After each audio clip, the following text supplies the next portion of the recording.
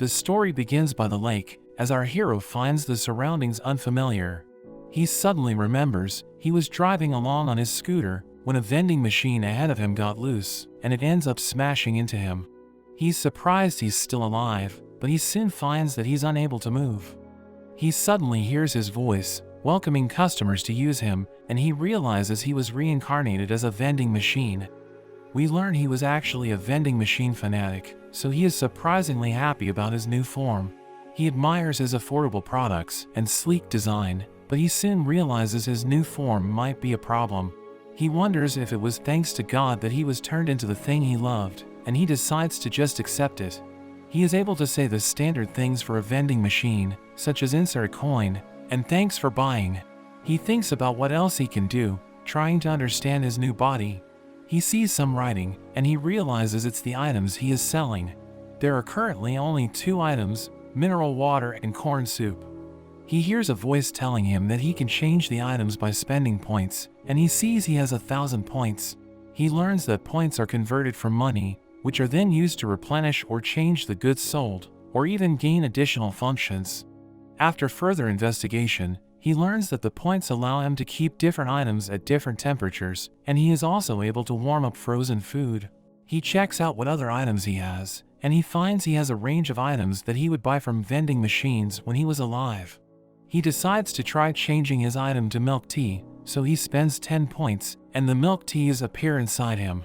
It seems he can gain 1 point per 100 yen, and as he learns more about himself, he finds he doesn't require electricity for power, but he consumes his points for power instead. He uses 1 point per hour, which means he uses 24 points per day. Since he still has 990 points, he can operate for about a month, but he thinks he shouldn't waste his points until he can get a more steady income. But he realizes he is in the middle of nowhere, and after a day, he starts to panic, thinking he is doomed because no one will ever use him. But at that moment, a giant frog appears. It approaches him, but it gets startled by his voice welcoming it. The frog starts attacking him with its club, and his durability gets lowered.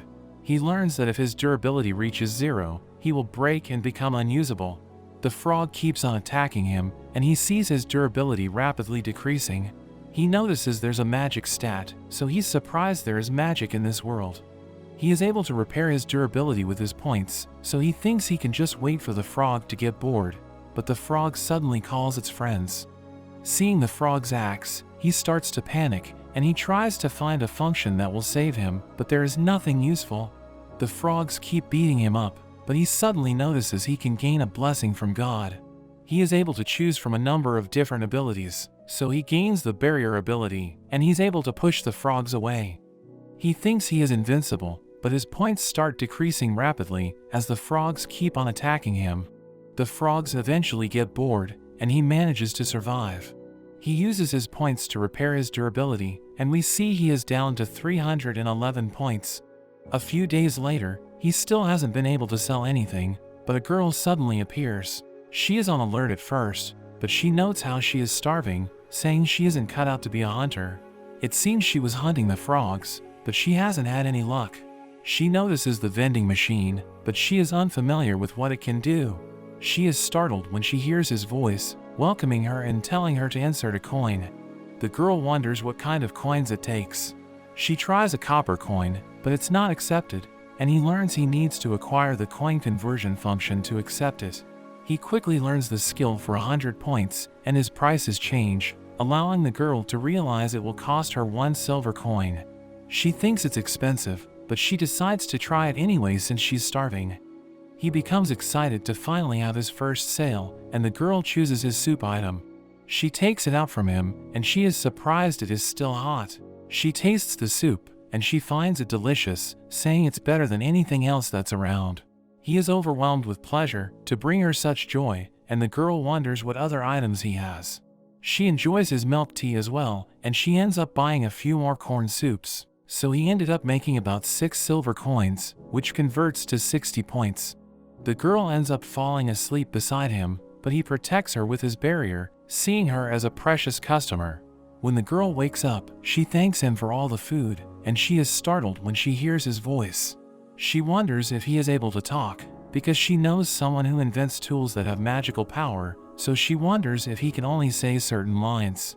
She notices he can understand her, and they come up with a way to talk, where he will say hello to answer yes, and thank you to answer no. She introduces herself as Llamas, and she starts trying to learn more about him. He can't tell her his name, so she decides to call him Boxo. She wonders if he is lonely, and she suggests moving him. He agrees to this, and the girl suddenly picks him up. He can't believe she is so strong, but he is glad to finally move. It turns out Llamas has the blessing of might, which explains her insane strength.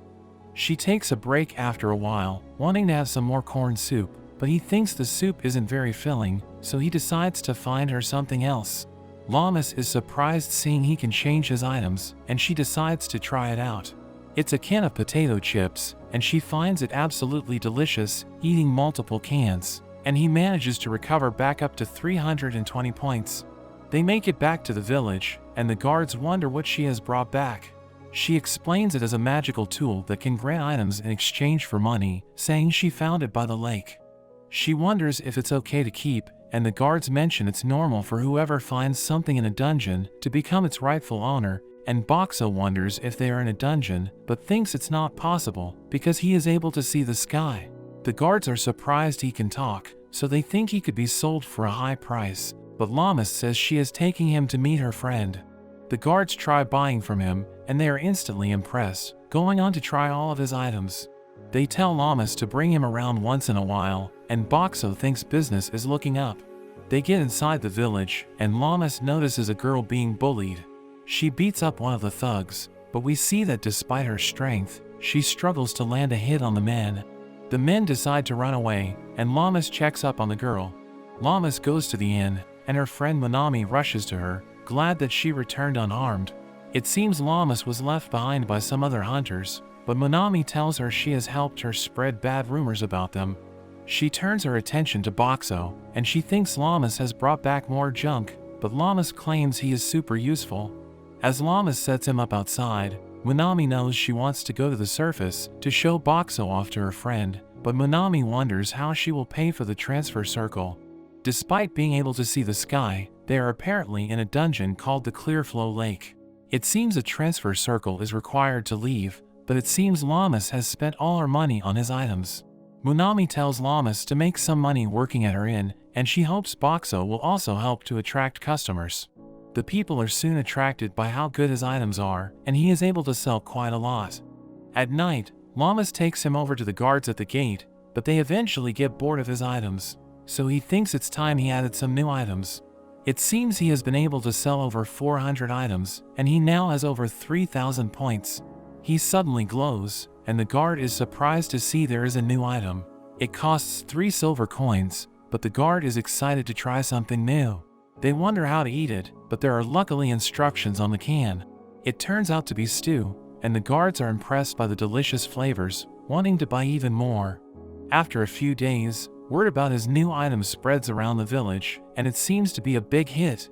But during the day he makes it unavailable, so he doesn't compete with the inn's restaurant business.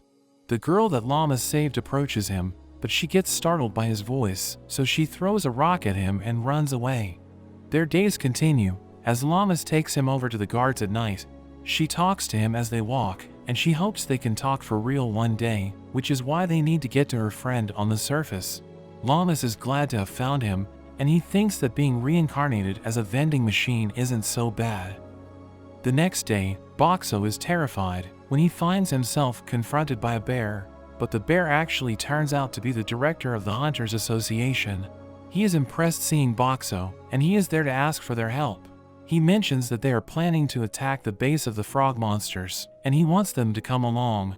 Llamas wonders why he wants to bring Boxo since he can't fight, but the director says his ability to provide warm and ready-to-eat food on the go would be invaluable for the hunters, and he promises to keep them safe. Llamas isn't too sure, but Boxo thinks if they ignore the frog monsters, it might end up being dangerous for the village, so he agrees to go.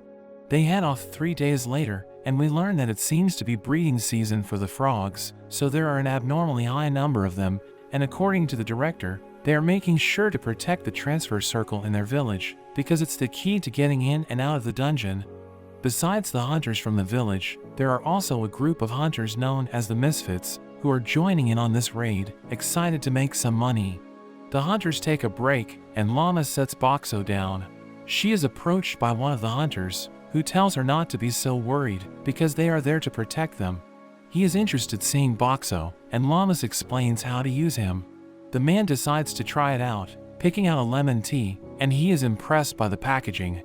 The man tries the drink, and he finds it delicious. He wonders where it all comes from, but Llamas mentions Boxo seems to just refill himself. The man becomes even more interested, so he calls over his vice captain Filomena. She addresses him as Captain Kelroy, and Boxo is surprised to learn that he was the boss. Kelroy calls Filomena an expert about magic tools, so he asks her if she knows anything more about Boxo. She takes a look at him, but she ends up sensing no magic power from him, saying he just seems like a block of iron. Kelroy mentions how he magically seems to refill himself, thinking the items could be coming from another dimension, and Filomena suggests it could be the power of a blessing, but she finds it unlikely. Kelroy thinks it's a mystery, but decides to just be thankful to have him there. The director tells them they are camping for the night, and Boxo thinks it's his time to shine. Everyone lines up to buy from him, and we see he has added cup noodles for this expedition. Everyone finds it delicious, and Boxo takes note of a girl that seems to have a big appetite. Llamas gets to know her, and she introduces herself as Sui. Later at night, the director joins them, and he tells Llamas the frog den is about 3 hours away. He gives her the choice to either stay at the camp, or join the hunters on the battlefield. Llamas is okay with going since she is a hunter herself, but she worries about Boxo. However, Boxo says he doesn't mind, so they agree to join the battle as well. The next day, they reach the frog base, but there is a thick mist, and they are walking through mud. The director tells them to attack, and we see the hunters taking out the frogs. Kelroy tells his team they will get paid extra the more they kill, so they get fired up. Llamas wants to do her best, but Boxo worries for her, because she has trouble landing her hits.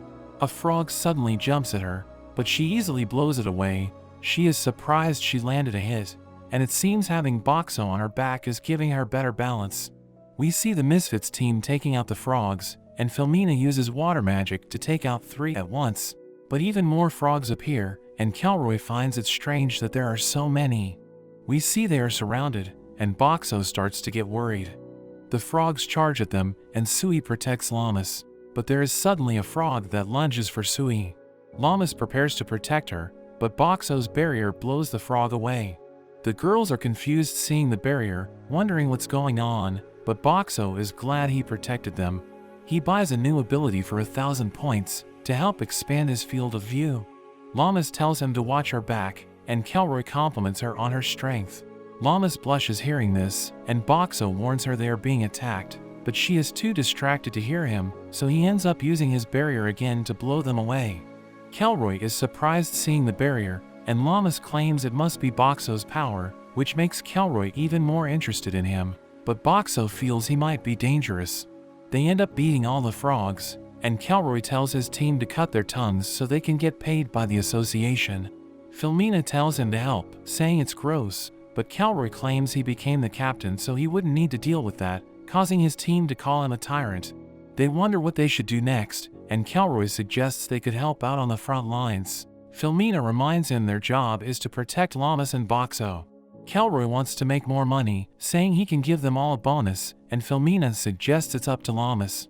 Kelroy begs Llamas to go, and Llamas is happy to help the hunters on the front lines. They take out some more frogs, and there are a bunch of hunters that are injured. Llamas carries them to the wagon, and Boxo thinks about how he can help. He comes up with an idea, and he decides to give them some drinks for free. The hunters are glad to have him, and the director thanks Kelroy for coming to their rescue. The director notes that there were twice as many frogs as expected, and Llamas wonders how it's possible. The director thinks it must mean that the Frog King has arisen, and Boxo imagines how strong it could be. The director asks for Kelroy's help to defeat it, and he tells Llamas to stay behind to help treat and feed the wounded hunters. Later that night, Llamas gets called away to help some of the other hunters, but there is a shady man that approaches Boxo. Boxo realizes he is after his money, so he gives him a free drink. But as the man tries to grab it, he burns the man's hand with a hot soup. Boxo laughs at him, but the man prepares to bust him open.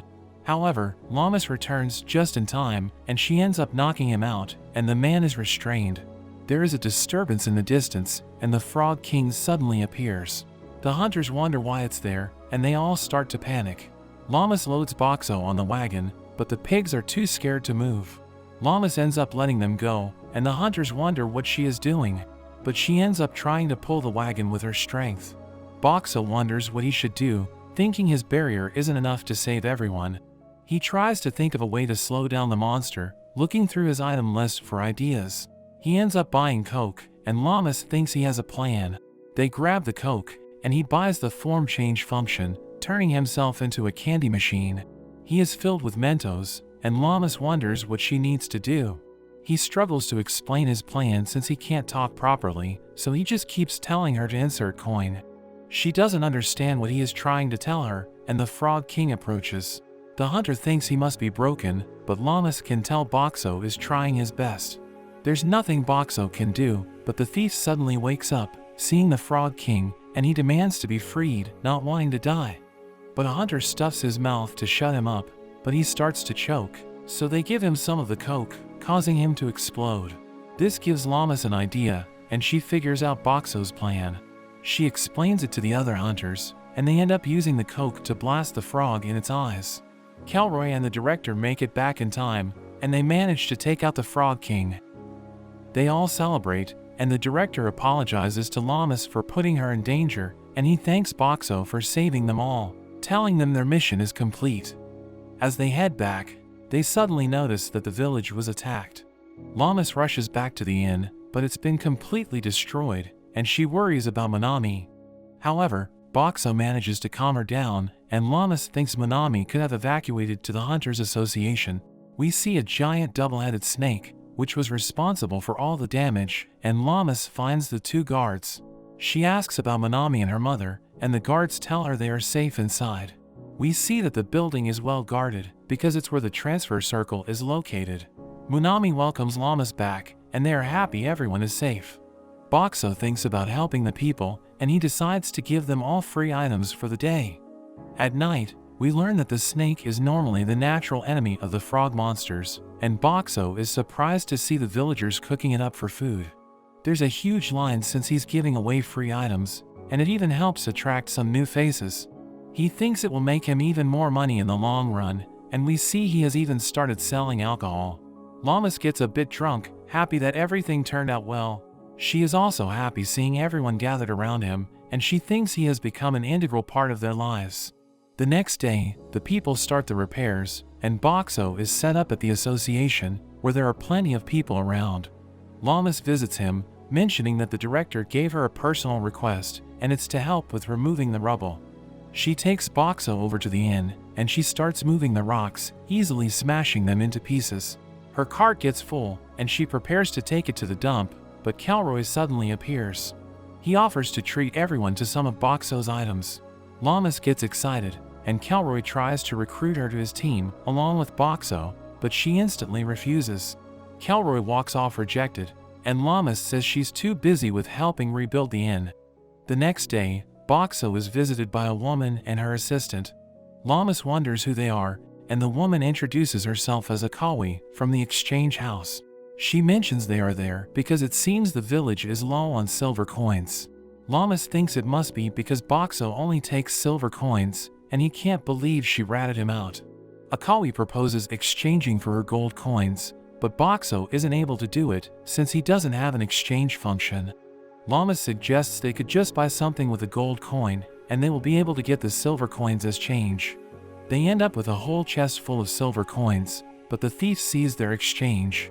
Later on, we see an old man in front of Boxo, and we see he has added a lottery function. The man is devastated when he loses, wanting to spin again, but he ends up getting dragged off by his wife. The young girl Sayori visits with a bunch of rocks to cause trouble, but she drops them all when she is startled by his voice, and she gets carried off by some men. As she approaches again the next day, she is disappointed that her father is away. Boxo can tell she is feeling down, so he gives her a free juice, and she thanks him. At night, Boxo gets set up at the bathhouse, and we see that he also sells hygiene products like shampoo. And he seems to be a big hit with the furry creatures. The next day, the old man is back, and this time with his granddaughter. He teaches her about the lottery function, and the girl is excited to try. She actually ends up winning, and her grandfather can't believe it. She gets an item for free, but she ends up just giving it to her grandfather to make him happy, saying she had a great time with him, and it seems Boxo rigged it for her. The next day, the director approaches Boxo. He heard that Boxo now has the ability to disguise himself, so he asks him to hide out where a bunch of crimes have been taking place, so he can help identify the culprit. He ends up being set up, right outside the front of the association. Lamas wonders where he has gone, but Monami reminds her the director was borrowing him, so Lamas continues to help around the association. Boxo has a quiet day, but we see Sayori looking around for him. She runs into Lamas, and she wonders if she has given any more thought to her proposal. However, Lamas says she's not going to sell Boxo. Sayori says she would have enough money for the rest of her life, but Lamas refuses, saying Boxo is irreplaceable. Sayori wonders what Boxo truly is, but even Lamas isn't sure. She thinks that since he can understand and respond to everything, she sees him the same as another person, and Boxo is happy to hear she feels this way. Sayori declares she will get Boxo one way or another, but she leaves for the day, telling Lamas to take care of him until that day comes. Boxo reappears, and Lamas is shocked to see him, but she tells him she missed him, and she is excited to tell him about her day. The next day, we see Boxo as he gets wheeled around on a cart, but it turns out he has actually been kidnapped, and he wonders where he's being taken. A few hours earlier, we see Boxo getting approached by a group of men. They tell him they were hired by the director to help reinforce the walls, so they tell him the director wants him to go with them so he can help feed the workers. Boxo notices the shady guy that tried to steal from him, but he thinks he must be reformed since he's working for the director.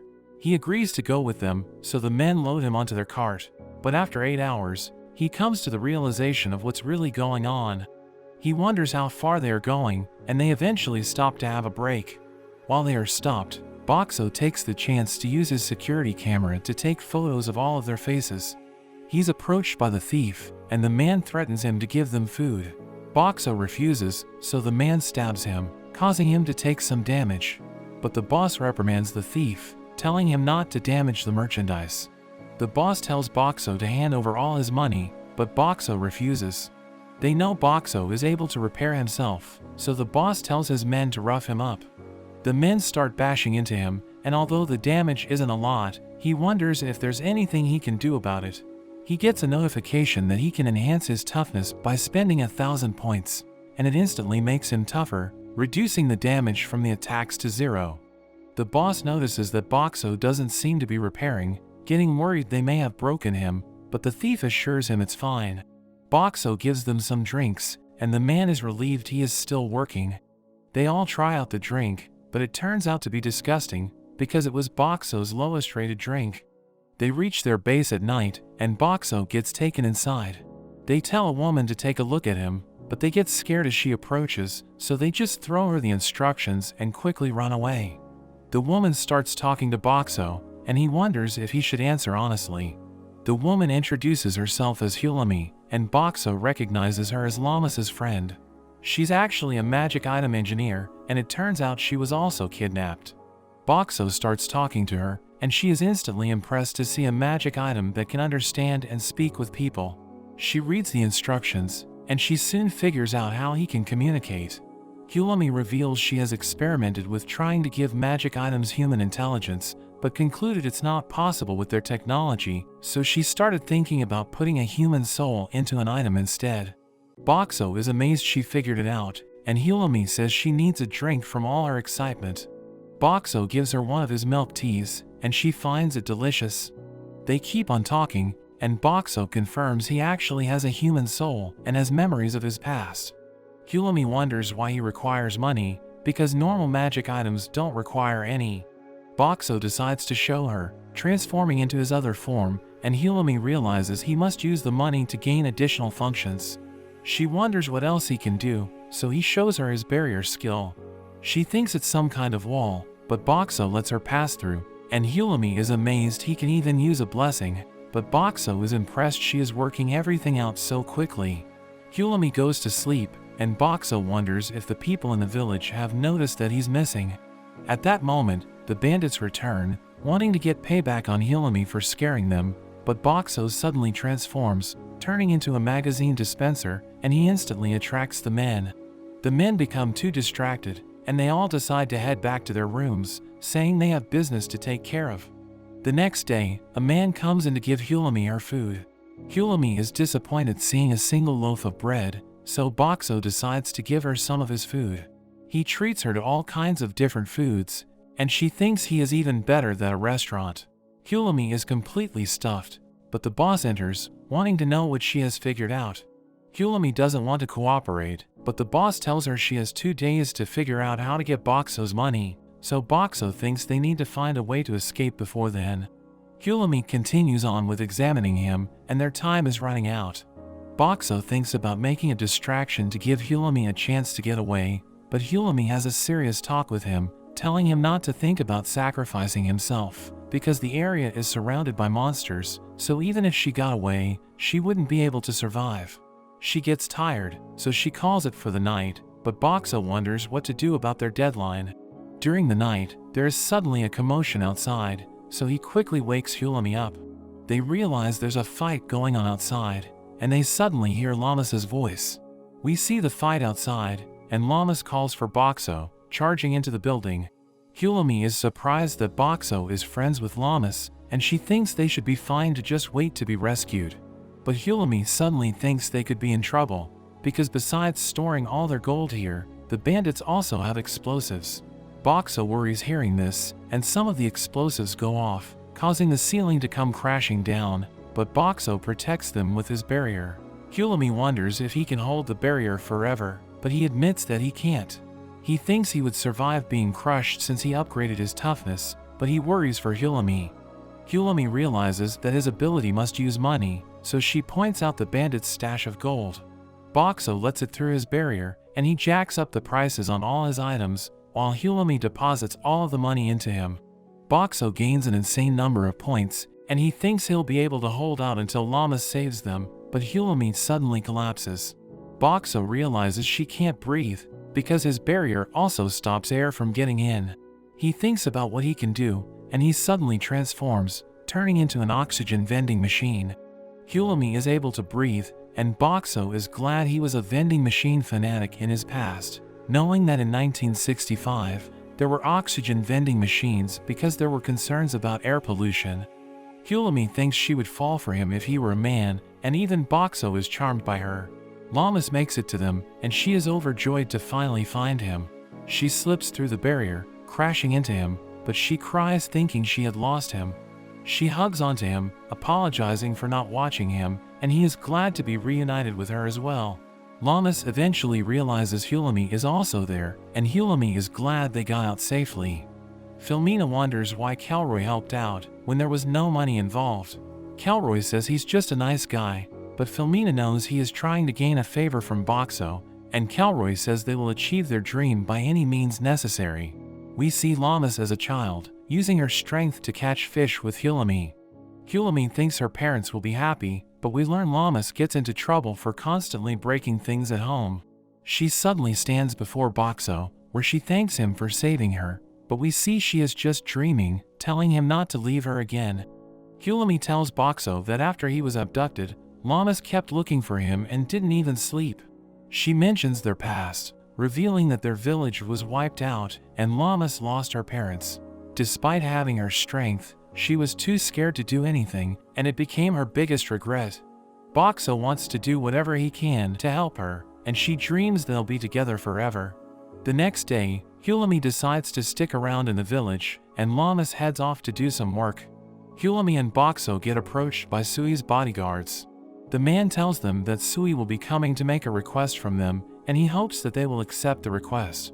The men panic as they hear Sui approaching, so they quickly leave.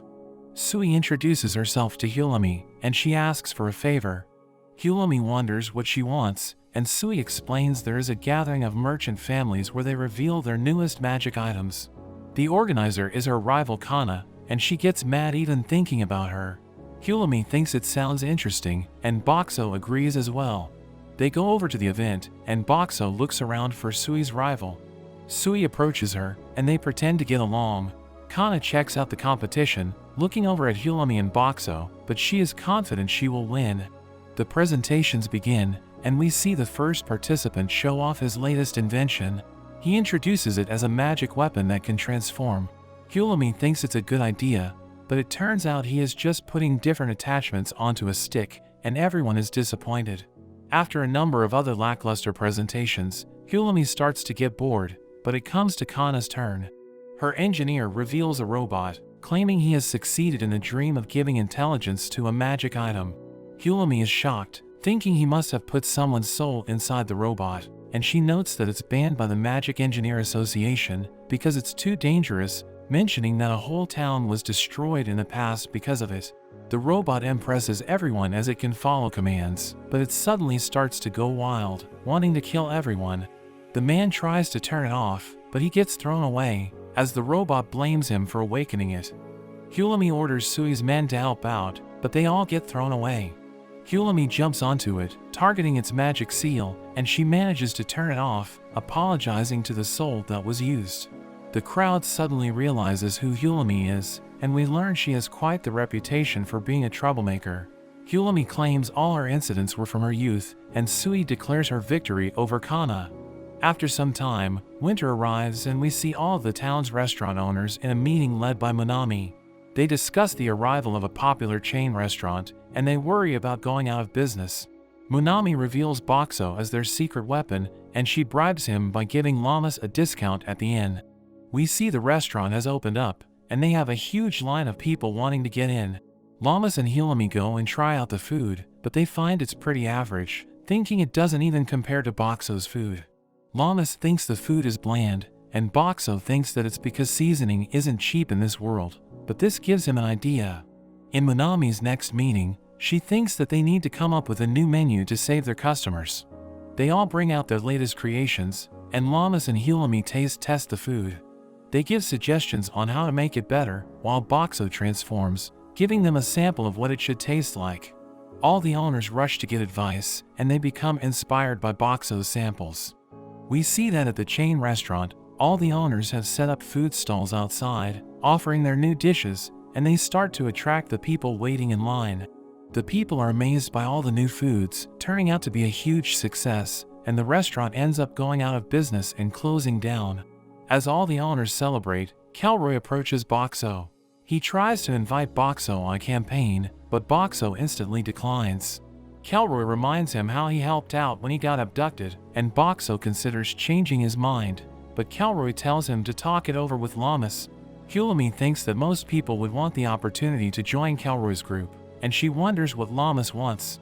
Llamas says she wants to fight so she can get stronger, but Hulami wonders if she is after revenge, and Boxo wants to help her in any way he can, turning into a flower machine, and he cheers Llamas up. Boxo thinks about what Hulami told him about Llamas's past, and as spring approaches, when the hunters will become active again, he wants to be able to protect her. He is suddenly approached by a girl, but she quickly hides behind him as the guards approach. The guard gets some stew, and his friend wonders why he keeps eating the same thing, but the guard insists it's his favorite. We learn that the girl is into him, but she's just too shy to make a move. Boxo decides to help her out, transforming into a new form and giving her some vegetables. He gives her a bunch of other ingredients as well, and she realizes he is telling her to cook the man his favorite stew. The girl thanks him, and we learn they ended up getting together. Spring arrives, and it seems Llamas and Boxo have agreed to go on Kelroy's expedition. We learn they are going to check up on the crocodile monsters, since they are one of the 3 main monster factions in their area, and after dealing with the frog boss and the twin-head snake, they are going to check to see if the crocodile monsters have over-multiplied as well. The group prepares to leave, and Hulami reveals she is also going, saying that the director hired her to perform an ecology survey. They head off, and Kelroy is glad to finally get out of the town. They are suddenly attacked by some frog monsters, but the group easily fights them off. Llamas wants to get involved, and she thinks about throwing rocks.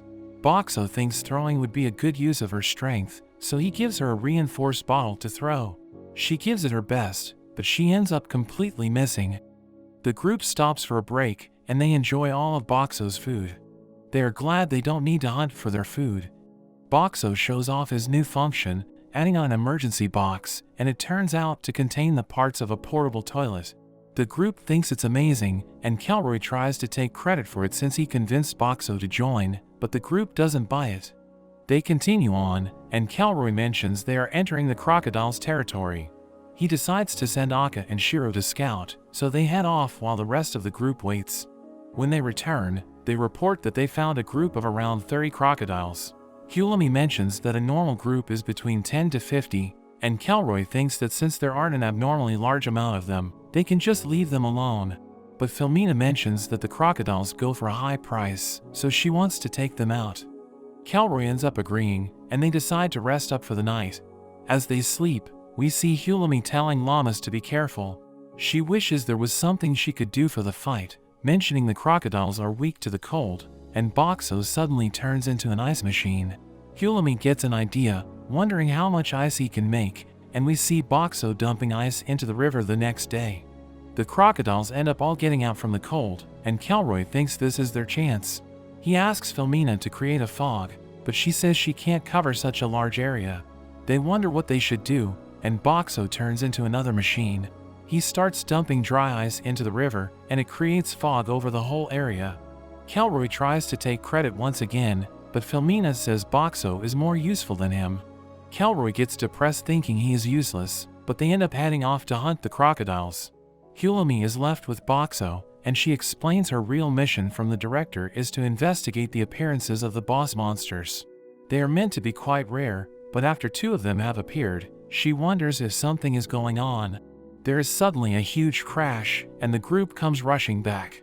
We see Llamas unconscious, and they are being chased by the crocodile boss.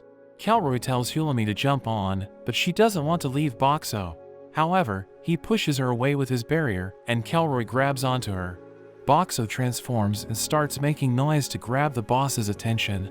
He upgrades his durability and his toughness, but he still gets blown away by the boss, and he loses 1,000 points from the hit. Boxo thinks his barrier won't be enough. He wants to protect the group, so he transforms once again, and he shoots some fried chicken lunches at the boss. The boss starts to eat it, so he spits out a whole mountain of them, but the boss ends up eating him in a single bite. Boxo finds himself inside the boss's stomach, and he notices his points are rapidly decreasing. He transforms into a laundry dispenser, attacking with Tide Pods, and it starts to give the boss a stomachache. Boxo knows it's not enough, so he turns into a gas machine, and he fills the boss's insides with gas. He then turns into his heating mode, and he summons a can into his microwave. Together with some paper, he heats it all up, and he manages to start a fire. He shoots it out of his barrier, causing an enormous explosion, and we see Boxo is the only thing that remains. The boss drops a special coin, but as he takes it, the ground suddenly splits, and Boxo falls through the ground. As he falls, he thinks about what he can do. He transforms into a balloon vending machine, and he starts inflating balloons, and he is able to fill his barrier full of balloons. However, it's not enough to slow him down, so he transforms into a cardboard vending machine and becomes much lighter. He finds there's a huge labyrinth beneath him, and he decides to use his camera to take some photos from above. He manages to land safely, and he notices the coin from the crocodile on the ground. He can't pick it up, so he thinks about unlocking some new functions. He is shocked to see he has over 1,000,000 points, and he realizes he must have got them from defeating the crocodile boss. He wonders what he can do with 1,000,000 points, and he sees he can level up his vending machine rank. He increases his rank to 2, boosting some of his stats and unlocking more options for his transformations. He transforms into a vacuum machine that you would see at a car wash, and he is able to suck up the boss's coin, but when he examines it, it doesn't seem to do anything at the moment. He suddenly starts flashing red, and he gets a warning that his transformation time for the day is about to exceed 2 hours. He quickly turns back to his original form, and he is shocked he had such a limitation. The day goes by, and he hasn't seen a single person go by, but he just enjoys his time in the sun, revealing that he added a new solar panel function that allows him to save his points when the sun is out. There are suddenly 4 bear creatures running toward him, it turns out they are being chased by pig fiends, and one of them is injured. Boxo decides to help them out, using his camouflage to hide. He then activates his barrier to shoot out drinks at the pigs, hitting them in the face and driving them off. The bears wonder what happened, and Boxo quickly reveals himself. They wonder what he is, but when he speaks, the bears are terrified and back away. Boxo thinks there is only hope, so he quickly transforms into a food machine and throws out a box of fried chicken. The bears admire the smell, and the one named Suko realizes he might be a box that sells food, but the leader Mikan worries it could be a trap. However, they just can't resist, and the one named Pell eats the chicken, finding it delicious. The other two rush over, buying another box, and they also find it delicious. Mikan can't resist, so he also joins in, and he can't believe how good it tastes. After eating a whole mountain of chicken, Pell thinks they should go home, but Mikan says they haven't found any treasure yet. However, Suko points out Boxo, thinking he is the best kind of treasure, but Boxo tries to say that he won't be their property. The bears are shocked when they hear him saying different lines, and they wonder if he can actually understand them. Boxo tries communicating with them, but in the end, Mikan can't work it out and thinks he is just saying random lines. They decide to take him back to the entrance, but he's way too heavy for them to move. Boxo thinks about turning into cardboard again, but thinks that would scare them off, so he adds wheels to himself instead. The bears push him along, and they approach the area where the pig fiends attacked them earlier. Boxo decides to show off his barrier, but the bears start freaking out. He lets them out of his barrier, but they start to find him suspicious. Boxo tries to communicate with them again, using a new function to display text, but the bears can't understand Japanese, so they aren't able to read it. The bears think they should just leave him behind, but Boxo quickly drops more fried chicken, and they easily change their minds about him. The pig fiends suddenly come rushing over, and Boxo turns into a gas pump, but realizes he can't move his nozzle. However, the ground shakes, and the nozzle comes loose, allowing him to spread his gas, causing all the pigs to slip. But the ground keeps shaking as an enormous flaming skeleton appears. Mikan recognizes it as the boss, and he tells the others to run. They rush away with Boxo, and the boss ends up eating the pigs. They manage to get away, and they end up spending the night in the labyrinth. While the bears sleep, Boxo notices some flaming skulls approaching. He makes as much noise as he can, and he manages to wake up the bears. Mikan says they need to deal with them, or they could end up calling the boss. They wonder how to fight them, and Boxo quickly gives them water. The bears throw water on the skulls, and Mikan is able to finish them off. Pell thinks Boxo is amazing, since he helped them with exactly what they needed, and Boxo thinks this is his chance to communicate with them, but Mikan says it's just his imagination, saying it was a coincidence. The next day, they continue toward the entrance, but they hear a fight going on up ahead. Kuro runs up to scout ahead, and he returns to tell them it's safe, saying he saw the director, as well as an abnormally strong girl. We see Llamas as she defeats a pig fiend, calling out for Boxo. She sees him approaching, and she instantly rushes to hug him. We see Hulami and Kelroy's group are also with her, and they are glad to finally find him. The bears greet the director, and the director thanks them for saving Boxo. Mikan wonders what Boxo is, and the director introduces Boxo as a resident of their village. Mikan wonders how a magic item could be a resident, but the director explains that Boxo can understand them. Mikan finds it hard to believe, pointing out how Boxo just says random lines, but Llamas explains their communication system, and the bears are shocked to learn that he could understand them the whole time. They manage to get out of the labyrinth, and the director reveals they had a second objective besides saving him, mentioning that Kelroy's group wants to defeat the skeleton boss. Kelroy explains that everyone in his group has a goal, and they are determined to achieve them no matter what. He goes on to explain the legend of the labyrinth, where it's said that if you can reach the lowest level and meet the requirements, you can have any wish granted. Llamas wonders about the requirement, and Kelroy believes it's the coin that drops when a boss is defeated. Boxo is surprised to hear his coin is so valuable, and Kelroy says that among his group, they have 6 wishes that they want to achieve. They currently have 3 coins, and they have been going around to different areas whenever they hear that a boss has appeared. Kelroy knows he got a coin from the crocodile boss, and he suggests working together, saying it would even be possible for him to turn into a human. Llamas gets excited hearing this, and they end up agreeing to join Kelroy's group, but Boxo isn't quite sure about turning back into a human. They prepare to head back into the labyrinth, and the director shows them a map to prepare. Boxo notices it isn't quite accurate, and he manages to show the pictures he took when he was falling down. The director is impressed, and promises to give him a bonus when they get back. They head into the labyrinth, and they discuss the plan to defeat the skeleton boss. The director reveals a trap that was discovered by some other hunters, and they plan to lure the boss into the pit. Kelroy thinks it probably won't be enough to take it out, and its flaming body would melt any attacks that they try, so he thinks about using Filmina's water magic and Boxo's water to fill the pit, hoping to put out the boss's flames.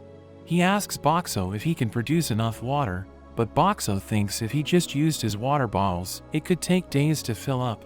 But he suddenly gets an idea, transforming into a pressure washing machine, and he's able to let out much more water. Everyone is impressed, but Boxo thinks about his limited transformation time. After 2 days, Boxo sprays water as a power washer for 2 hours each day, and has the bears throw in water bottles the rest of the time.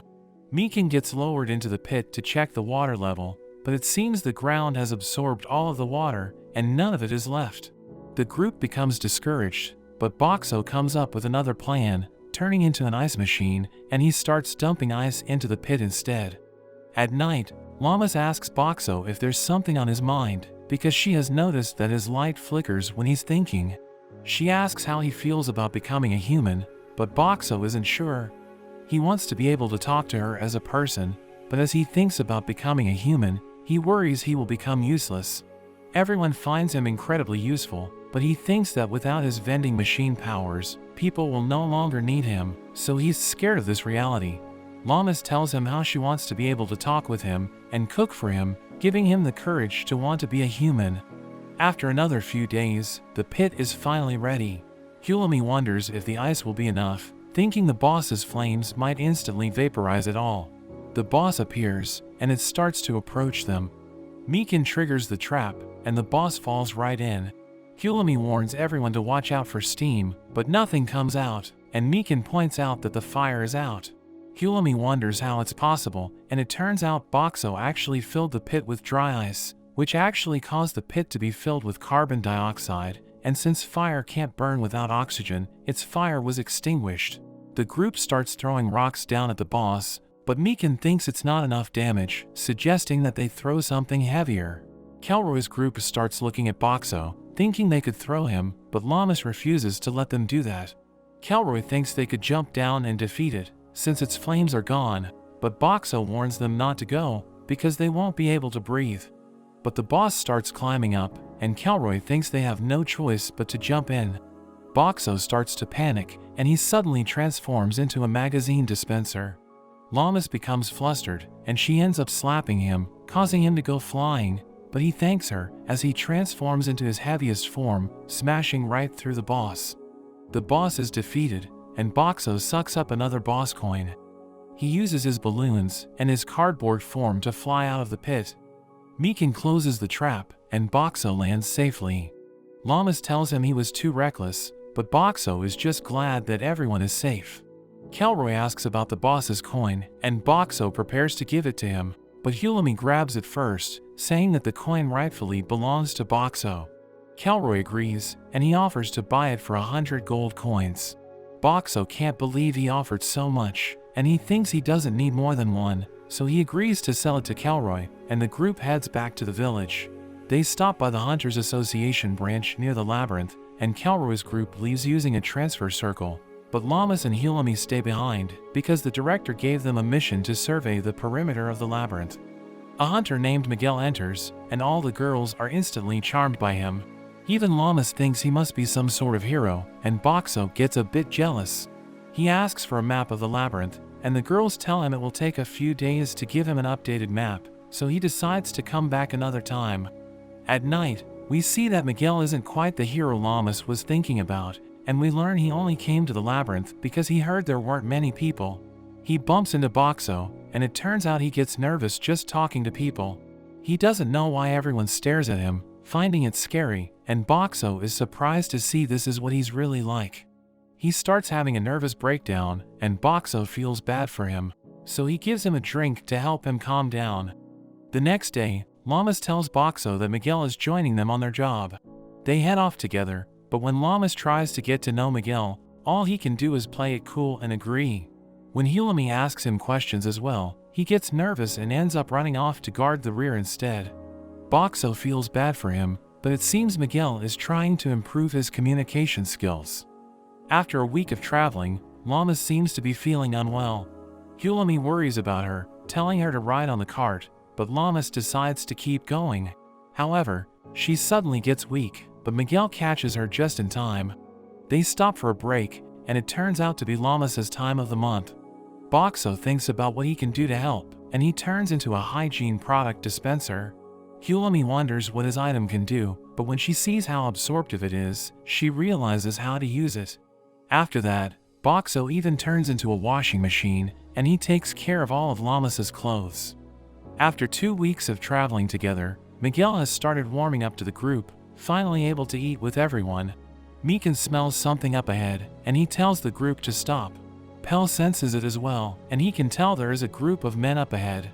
Hulami finds this strange, because there shouldn't be anyone out in the middle of nowhere.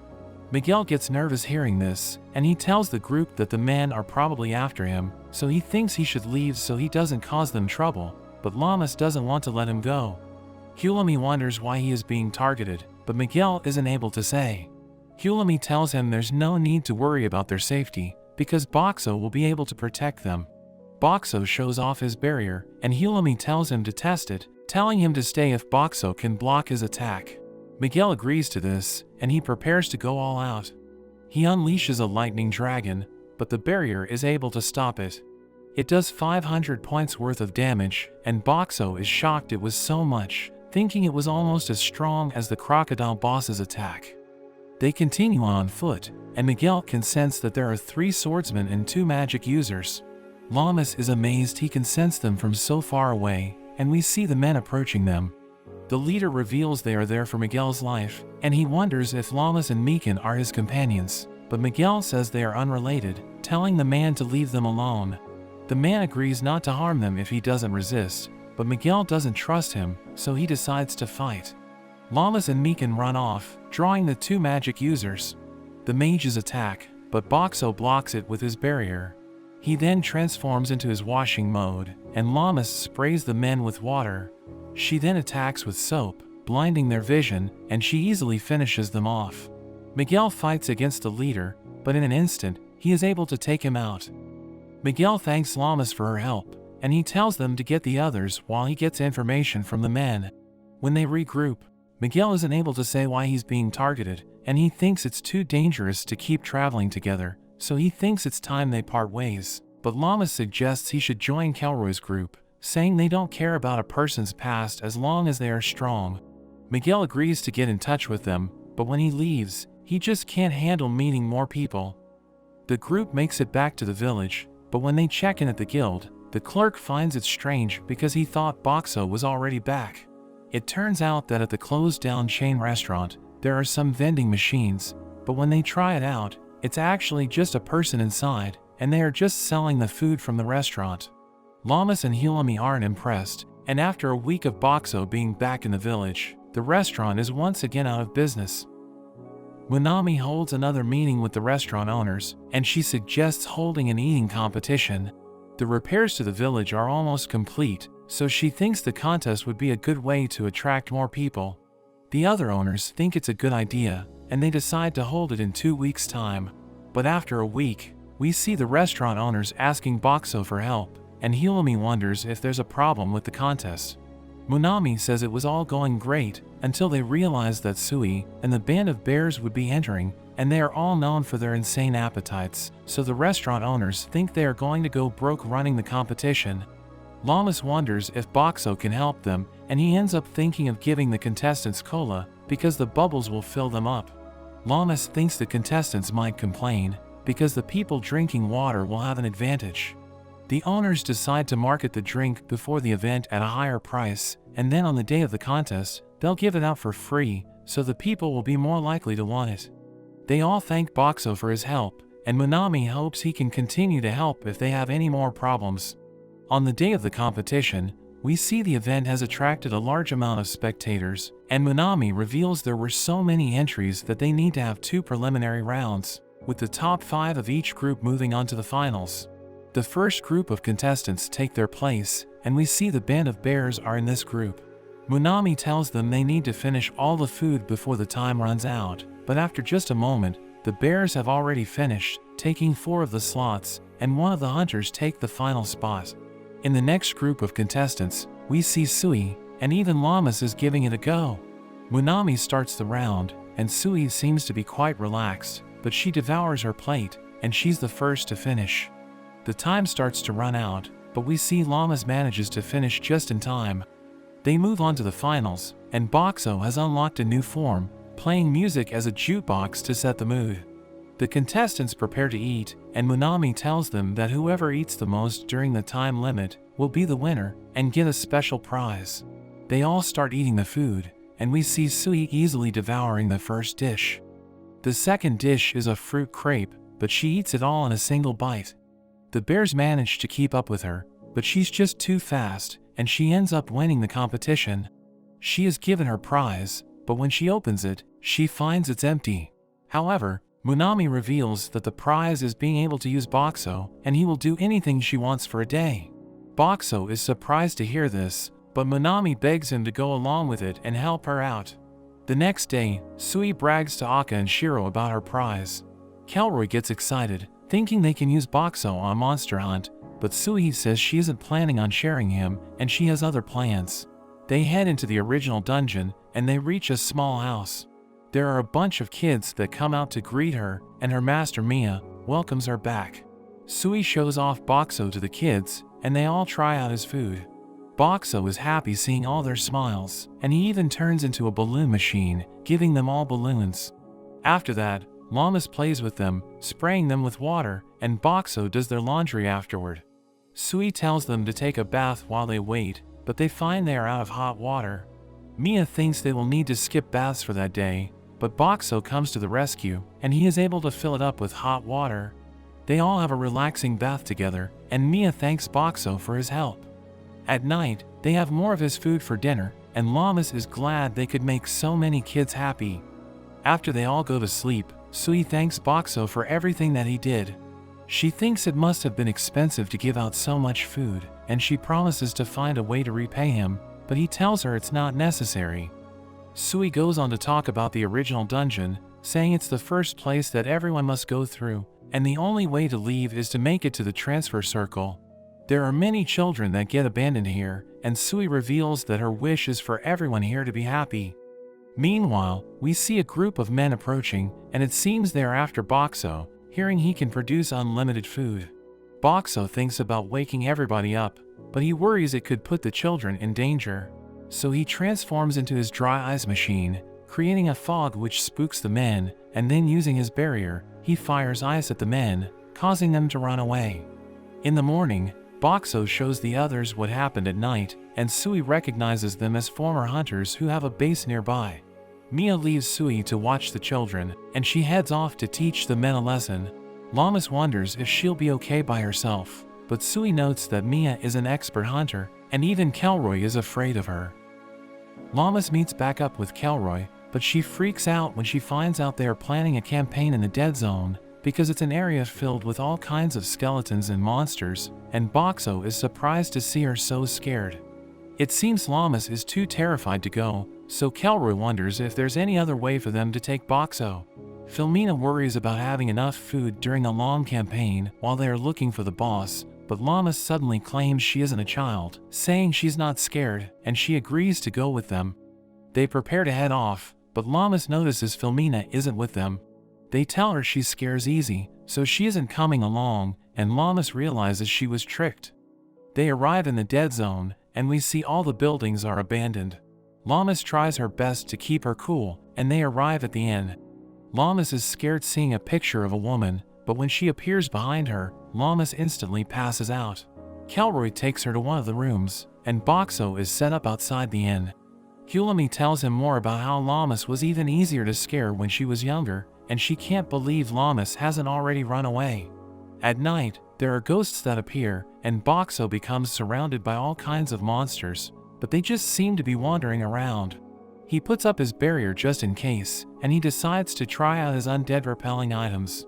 He starts off by throwing salt at them, but it seems to have no effect, so he transforms into a figurine machine, throwing statues and other religious items at the creatures, but that also does nothing. In the morning, Hulami checks on him, but is shocked when she sees all of his items on the floor, wondering what's going on. Sui and the others go out to explore, and Kelroy also leaves to find more reinforcements. Boxo is approached by the innkeeper, and she wonders what he thinks about the monsters. She explains that they envy the living, which is why they didn't even bother attacking him, since he's just an object to them. Llamas is depressed, because she is still scared of the area, but Hulami tries to cheer her up, saying she will help her overcome her fears. Llamas gets excited by the idea, but when Hulami tells her to start by walking around the village, she's scared once again. Hulami tells her to buy some potions from the store, but when she goes to take Boxo along, Hulami tells her she needs to go alone. Llamas agrees to prove herself, but when she hears a door opening, she dashes right back, hugging onto Boxo. She claims her job is to carry him around, so she insists on taking him, and Hulami ends up letting her take him. Llamas tries her best, and Boxo realizes she's trying so hard to overcome her fears, just so they can be together. He wants to help her out, so he produces the smell of coffee to help relax her, and he plays music to calm her down. She shows off her newfound confidence to the others, and Hulami tells her she's ready for the next step, telling her to do it without Boxo, but she instantly refuses. Kelroy returns, and we see he has brought back the band of bears, as well as Miguel. Boxo wonders if he'll be able to communicate in such a big group, but it seems he has improved. The group has a meeting, and Kelroy reminds them that their goal is to defeat the boss of the area, the King of Souls, suggesting that they go out looking for it during the day. They head out exploring together, but after just a while, they are soon surrounded by monsters. However, the group is prepared and is easily able to handle them. After several more days, the monsters seem to just ignore Boxo, but there is suddenly a zombie boy that approaches him. It seems the boy wants his food, so he ends up giving him a drink, but the boy just bites the bottle because he isn't able to open it, but he manages to get through. The next night, the same boy comes back, so Boxo gives him another drink. He keeps coming back every night, and Boxo starts to enjoy his visits. One night while camping outside during their exploration, Boxo wonders how the boy is doing, but the boy manages to find him. However, Akka and Shiro are on watch, and the boy gets taken out. Boxo feels bad about this, but he knows it's not Akka's fault. They find he had a coin on him, and they wonder if he was trying to buy something. After some more time, the group has a lead on where the boss is. They start discussing their strategy. Kelroy reveals that the Soul King is a magic user that can use multiple different elements. Hulami wonders how he plans to deal with it, but Kelroy thinks Boxo's barrier would be the perfect defense against its magic. Boxo agrees with his plan, and they all have a toast before they head out. The group heads off, and they approach the Soul King's location. They scout from a distance and see the Soul King, but there are also countless monsters in their way. Kelroy thinks they'll need to take them out before fighting the boss, but Sui thinks it'll be tough to fight so many. Boxo gets an idea, turning into a gasoline machine, and Hulami wonders what he's trying to tell them. She sprays out some of the gas, examining it, and they soon realize that it's flammable. The group prepares to fight, throwing bottles of the gas, covering all of the monsters, and the flaming skulls set everything on fire. The group charges through with Boxo's barrier, and they head straight for the boss. The Soul King attacks them with lightning magic, but Boxo's barrier manages to withstand it. Kelroy and Sui attack, but the Soul King creates walls that stop the attack, and the walls even split up the group. Llamas and Boxo are by themselves, but Llamas charges at the boss. The Soul King blasts her with ice, but Boxo easily blocks it. The Soul King is surprised they can stop his magic, and he tries using wind to blow them away, but Llamas is able to withstand it, thanks to her blessing of strength. The boss tries to bury her, splitting the ground underneath her, and Llamas starts to fall, but Boxo quickly transforms into cardboard, and Llamas manages to jump back out just before the ground closes. The Soul King prepares to attack again, but he's suddenly interrupted by an arrow, and we see the others boosting Sui up over the wall. Llamas takes her chance, and she uses Boxo to land a finishing blow. The group celebrates their victory, but we see the Soul King on the floor cursing at them. Kelroy steps on him, preparing to finish him off, but there's suddenly a darkness from the sky as a black orb drops onto them. Everyone panics, and Boxo's barrier takes massive damage, but it eventually stops.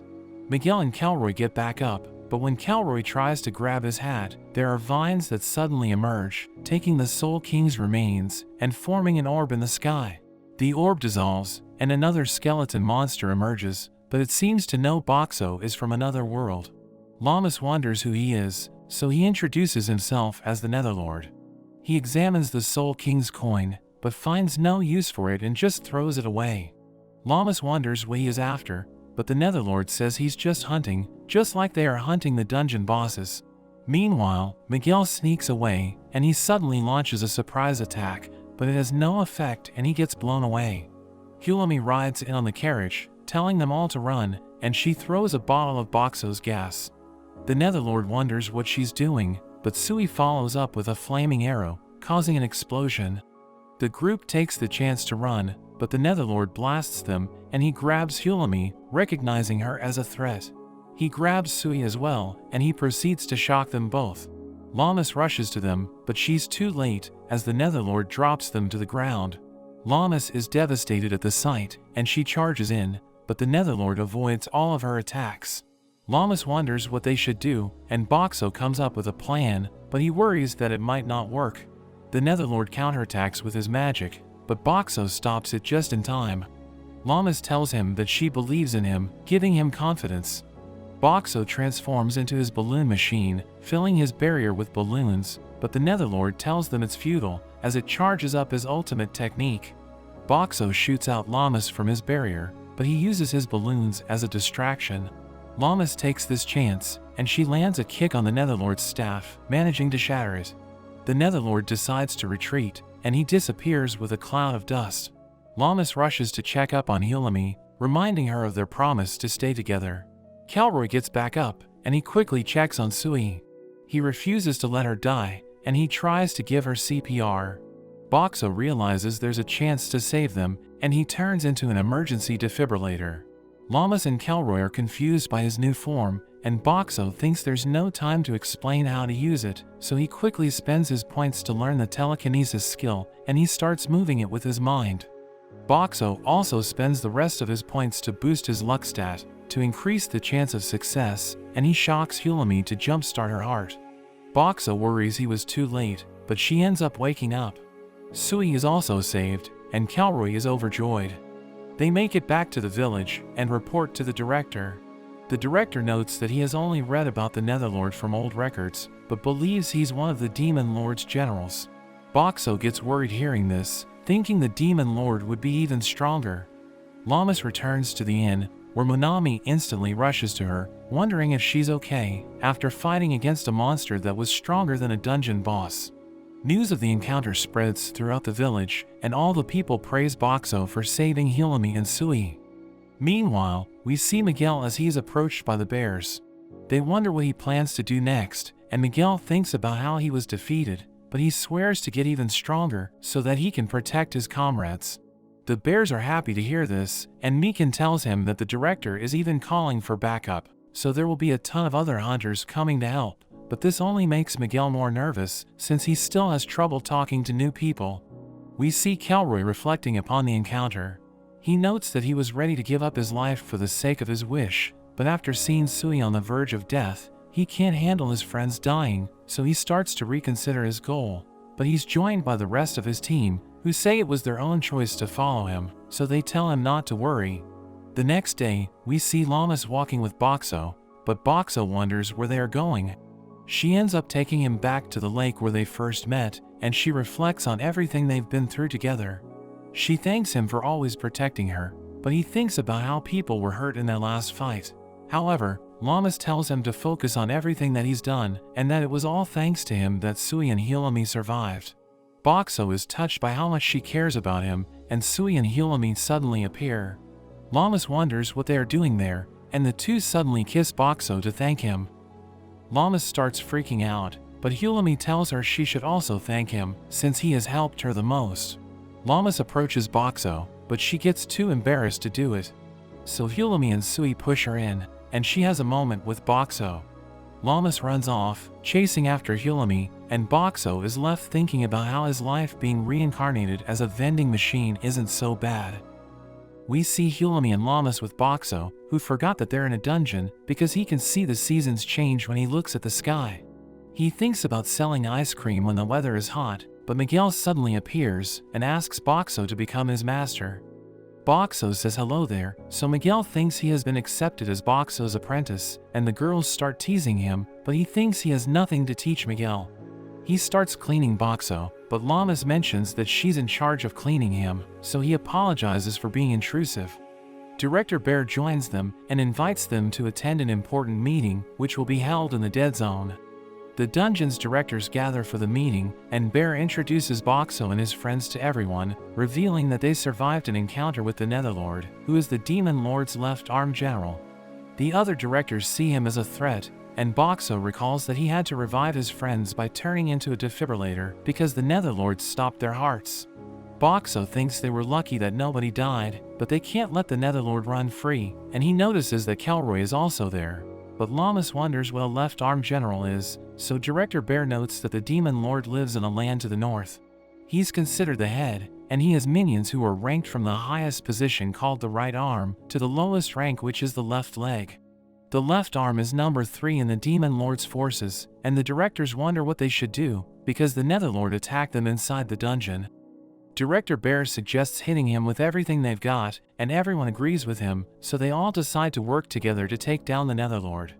After some time, the aces from each area show up, and they approach Boxo and his friends. One of them buys water and soup from Boxo, who wonders why there's an elderly couple in the assault squad, and he realizes that a school director named Hoxie is also in the team. He recognizes her as the owner of an orphanage, and he knows that she taught Sui archery, but the elderly couple talks to her, and he can't believe they know each other. The ace hunters gather in the area, and they decide to have a party before going after the Netherlord, but one of them wonders what old people are doing there, thinking they aren't up to the task. Hulami tells him to mind his manners, so he asks her if she wants to fight, but Kelroy joins them, and the man recognizes him as the leader of the Misfits, so he freaks out and crawls away. Kelroy notes that his party is out of commission, so he needs all the help he can get. Hoxie mentions that she's from the Origin Stratum, while the old woman Yumi reveals that she has the blessings of swordsmanship and healing light. The old man notes that his name is Shim, and he reveals that he knows magic, while Hulami and Llamas also introduce themselves. Boxo realizes that they have a well-balanced party, and he isn't sure if their older members will perform well, but he's confident that Kelroy will make good calls. The next day, they split into several teams, and they search for the Netherlord, as Director Bear apologizes for getting everyone involved in such a dangerous task. But Yumi tells him there's no need to apologize, because they're all comrades, and she notes that she can sense monsters ahead. Hoxie shoots them with her arrows, and everyone's impressed that she was able to kill 3 at once, while Shim realizes that the monsters still haven't noticed them, so he blows them away with his magic. Yumi charges in, and she cuts down the skeletons in her path, so Director Bear realizes that they still haven't lost their touch. But they explain that they're no longer in their prime, so they aren't as powerful as they used to be, and Llamas thinks they're amazing, so she tells Boxo they should do their best to keep up. Everyone has dinner together, and they all think Boxo's food tastes amazing, so he's glad he's helping them with their morale. Llamas trains in the middle of the night, and Yumi tells her to lower her center of gravity because it will improve her power and accuracy. She decides to give it a try, and she realizes that it improves the power of her punch, but Yumi tells her she needs to get used to fighting without Boxo. He knows that she still can't control her strength, and having him on her back gives her just the right handicap, but she needs to learn how to use her strength without him. Hulami thinks the Netherlord let Llamas go on purpose so that she could report to the authorities and bring an assault force together.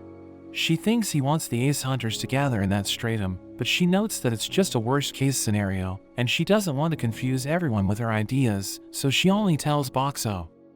After that, they continue searching for the Netherlord, and they see another hunter team fighting his minions. He watches them as they fight, and we see Boxo's party behind him as Director Bear tells them to prepare for battle. Hulami tells Llamas to relax, because they have plenty of aces in the team, and Director Bear tells everyone to buy time until reinforcements arrive. They charge in, and they cut down the Netherlord's minions, while Boxo transforms into a power washer, and uses his telekinesis to cut down the monsters with his hose.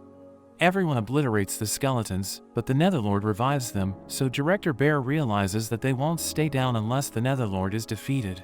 He tells everyone to get away, because the Netherlord is gathering his magic power, so he'll probably use an explosion spell. The hunters run away, and he unleashes a devastating spell, which destroys everything in the area. We see that everyone was able to survive, so the Netherlord is impressed, realizing he shouldn't underestimate them. But he summons his minions, and Boxo realizes that he needs to do something, because they're at a disadvantage. The Netherlord knows that Llamas has the blessing of might, so she'll be able to harm him if she reaches him, and we see the real Boxo above him, because she threw him up there during the explosion spell. We learn that she's carrying a magic item made by Hulami, and he transforms into a massive ice vending machine as the Netherlord sees him approaching. So he uses his magic to stop him, but he struggles to lift him, and Boxo fills the ground with ice.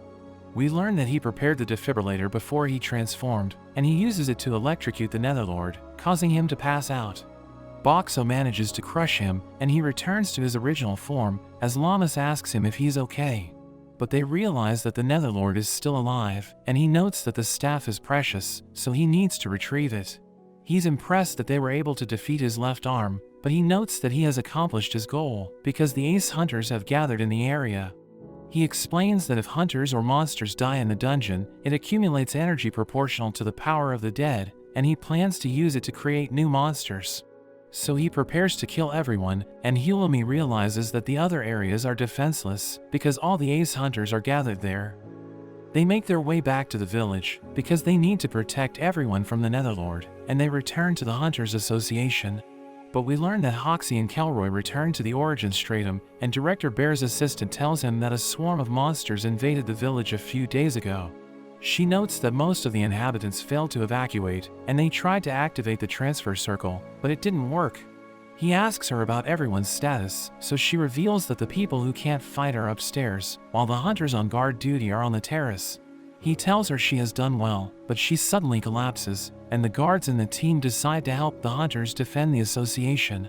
Miguel follows them, and Shim notes that he'll use his magic to help them out, while Yumi mentions that her healing spell will come in handy. Llamas considers joining them, but Director Bear tells her to help him distribute meals, because the people haven't been eating well. Boxo thinks she isn't ready for battle yet, because she wants to find Manami, and he gives everyone food and water, so they all enjoy their meals.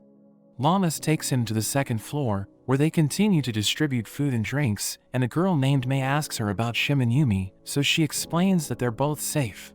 She tells Hulami that Shim and Yumi's descendants are okay, but Manami rushes to Llamas, who's glad that she was able to escape from the monsters.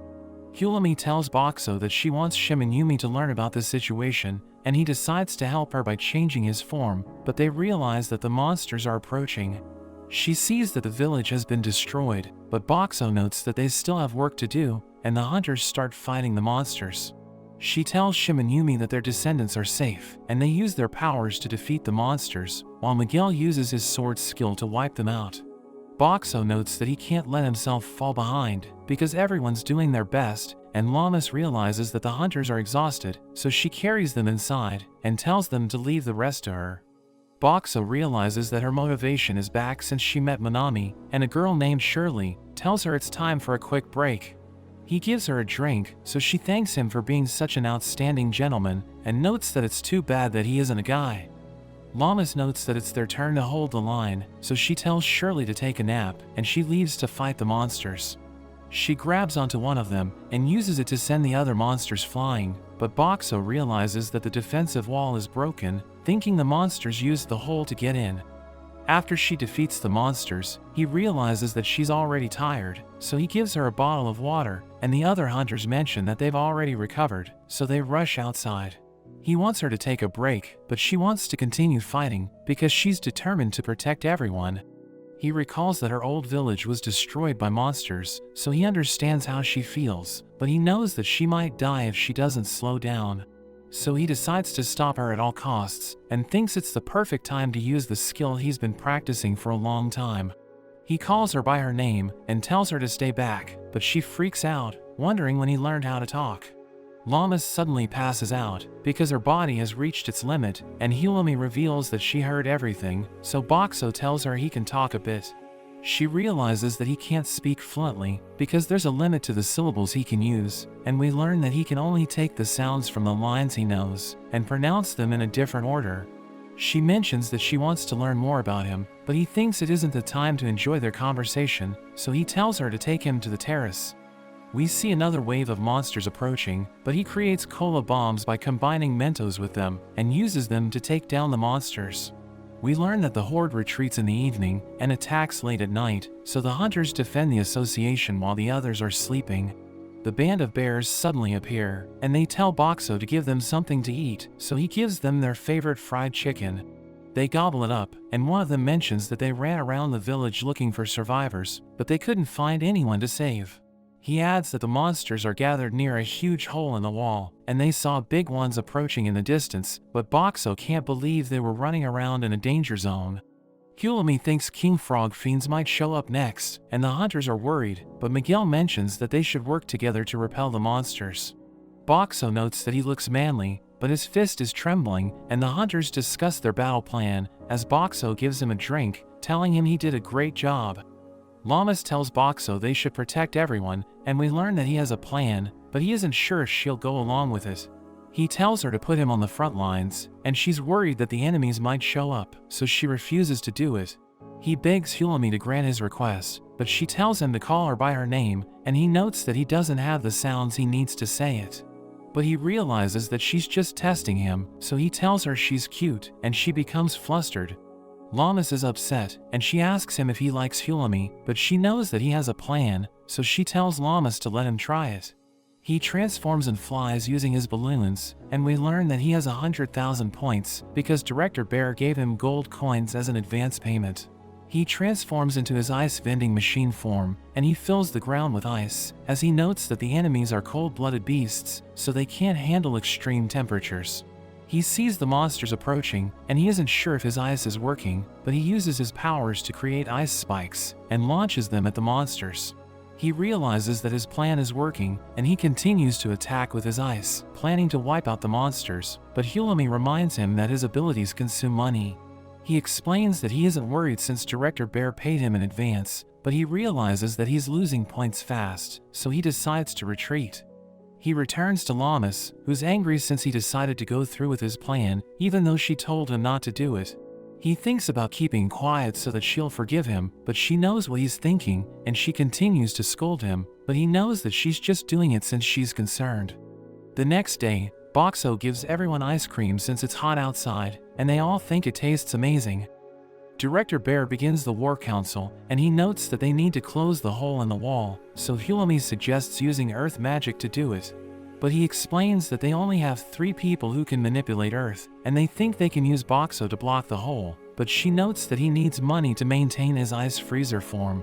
The director thinks about using him to buy time while they repair the wall, but his assistant notes that they only have 60 gold, and Boxo notes that it's worth 60,000 points. But he recalls how he burned through his points when he fought the monsters, so he tells the director it's not enough. But Sayori suddenly joins them, and she mentions that she has an idea. They decide to form a party to retrieve the safe from her mansion, so that they'll have enough money to get Boxo to plug the hole in the wall. But when she sees her house, she realizes it was destroyed, so she starts crying, and Boxo notes that it's the first time he has seen her get emotional. She apologizes for losing her composure, and she leads everyone to her underground safe, as they note that the paintings in her mansion have been ruined, but she mentions that they're cheaper than they look. They're glad that she's back to her usual self, and they reach a hidden basement, where she opens a vault, which leads them to her family's treasury. They realize that she's ridiculously rich, but she knows that Boxo can't accept gold bars, so she lets him borrow all the gold coins in her treasury. He mentions her name as he thanks her, and she's glad that he can say her name properly, but Llamas is jealous, so he also calls her by her name. She's glad that he was able to do it, but Sayori notes that he can pronounce her name better, and he recalls that they don't get along because Sayori tried to take him from Llamas. She gives Boxo the gold coins, but she reminds him that it's just a loan, so the Hunters Association needs to pay her back. But he thinks she's just hiding her embarrassment, and he believes that she's actually a good person at heart. He notes that they put in 110 gold coins, so he now has 110,000 points, and he thinks it's enough to plug the hole in the wall. They return to the Hunters Association, but they realize that everyone's suffering because of the heat, so they flock to Boxo, telling him to give them something cold. So he gives them ice cream, and they're able to cool off. But he notes that the heat is getting worse, so they need to do something to improve the situation. Director Bear asks Boxo if he can change into his giant form with the money he has so far, so he reveals that he can maintain it for an hour. The director suggests attacking as the enemy pulls back in the evening, but Hulumi thinks it's better to make their move after the monsters withdraw, because they can use the cover of darkness to get into position. She thinks they should wait for the monsters to launch an all-out attack late at night, because they will leave the hole unguarded, and Boxo thinks her plan might work. The director thinks that the defenders will be exposed to danger, but he decides to go with her plan anyway, because he thinks it will increase their chances of success. As night approaches, they form a task force to repair the wall, and we learn that they'll be working with 3 Earth mages to complete their mission. Director Bear notes that Boxo's role is important, so he feels pressured, thinking he needs to live up to the hype. The director tells the guards to stay there in case they don't make it back, and he notes that Boxo left enough food for everyone. The group heads to the wall, but they encounter a group of monsters, and the director thinks they have no choice but to fight them. Shim suggests waiting for an opening, so they wait for the monsters to attack the association, and when they hear the hunters fighting, Llamas prepares to make her move. But Yumi tells her to wait a bit longer, and a monster sees them, so Shirley takes it out. Director Bear calls her the voluptuous figure, but she tells him to stop calling her by that name, and Boxo realizes that she used to be a hunter. Director Bear tells him it's time to fill the hole, so Llamas wishes him luck, telling him to come back alive.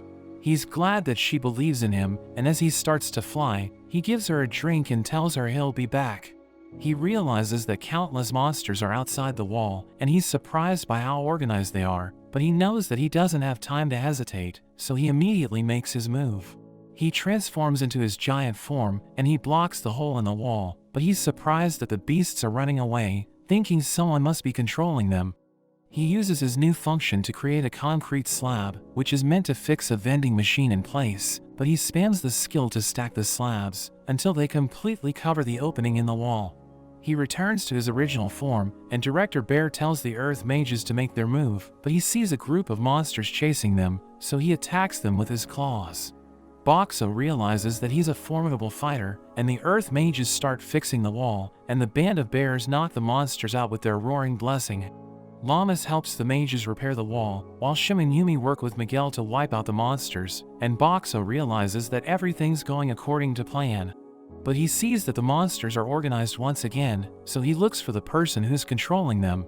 He sees a mage wearing a black robe, and thinks he looks suspicious, so Boxo flies towards him as he considers crushing him to death. But he thinks he shouldn't kill him, because he still needs to interrogate him, and he returns to his usual form. He crashes near the man, who starts to panic, but Boxo wonders why he's working for the Netherlord.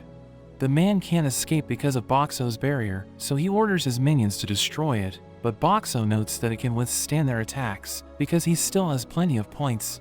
He tells the man to be quiet, and he starts to strangle him, telling him to order the monsters to stop. But he refuses to cooperate, so Boxo combines his cola with Mentos, and forces the man to drink the cola bomb. He knows that he's being cruel, but he notes that people's lives are on the line, so he needs to do whatever it takes to stop the man. He prepares to give him another cola bomb, but he freaks out because he thinks it's poison, and he stops controlling the monsters. They suddenly walk away, and everyone wonders what's happening, so Boxo calls all of them. Llamas rushes to his side, but she sees the man, and she recognizes him as the person who destroyed her old village. Everyone realizes that he's using a ring to control the monsters, but she suddenly starts pounding the barrier, and Boxo panics as he loses points.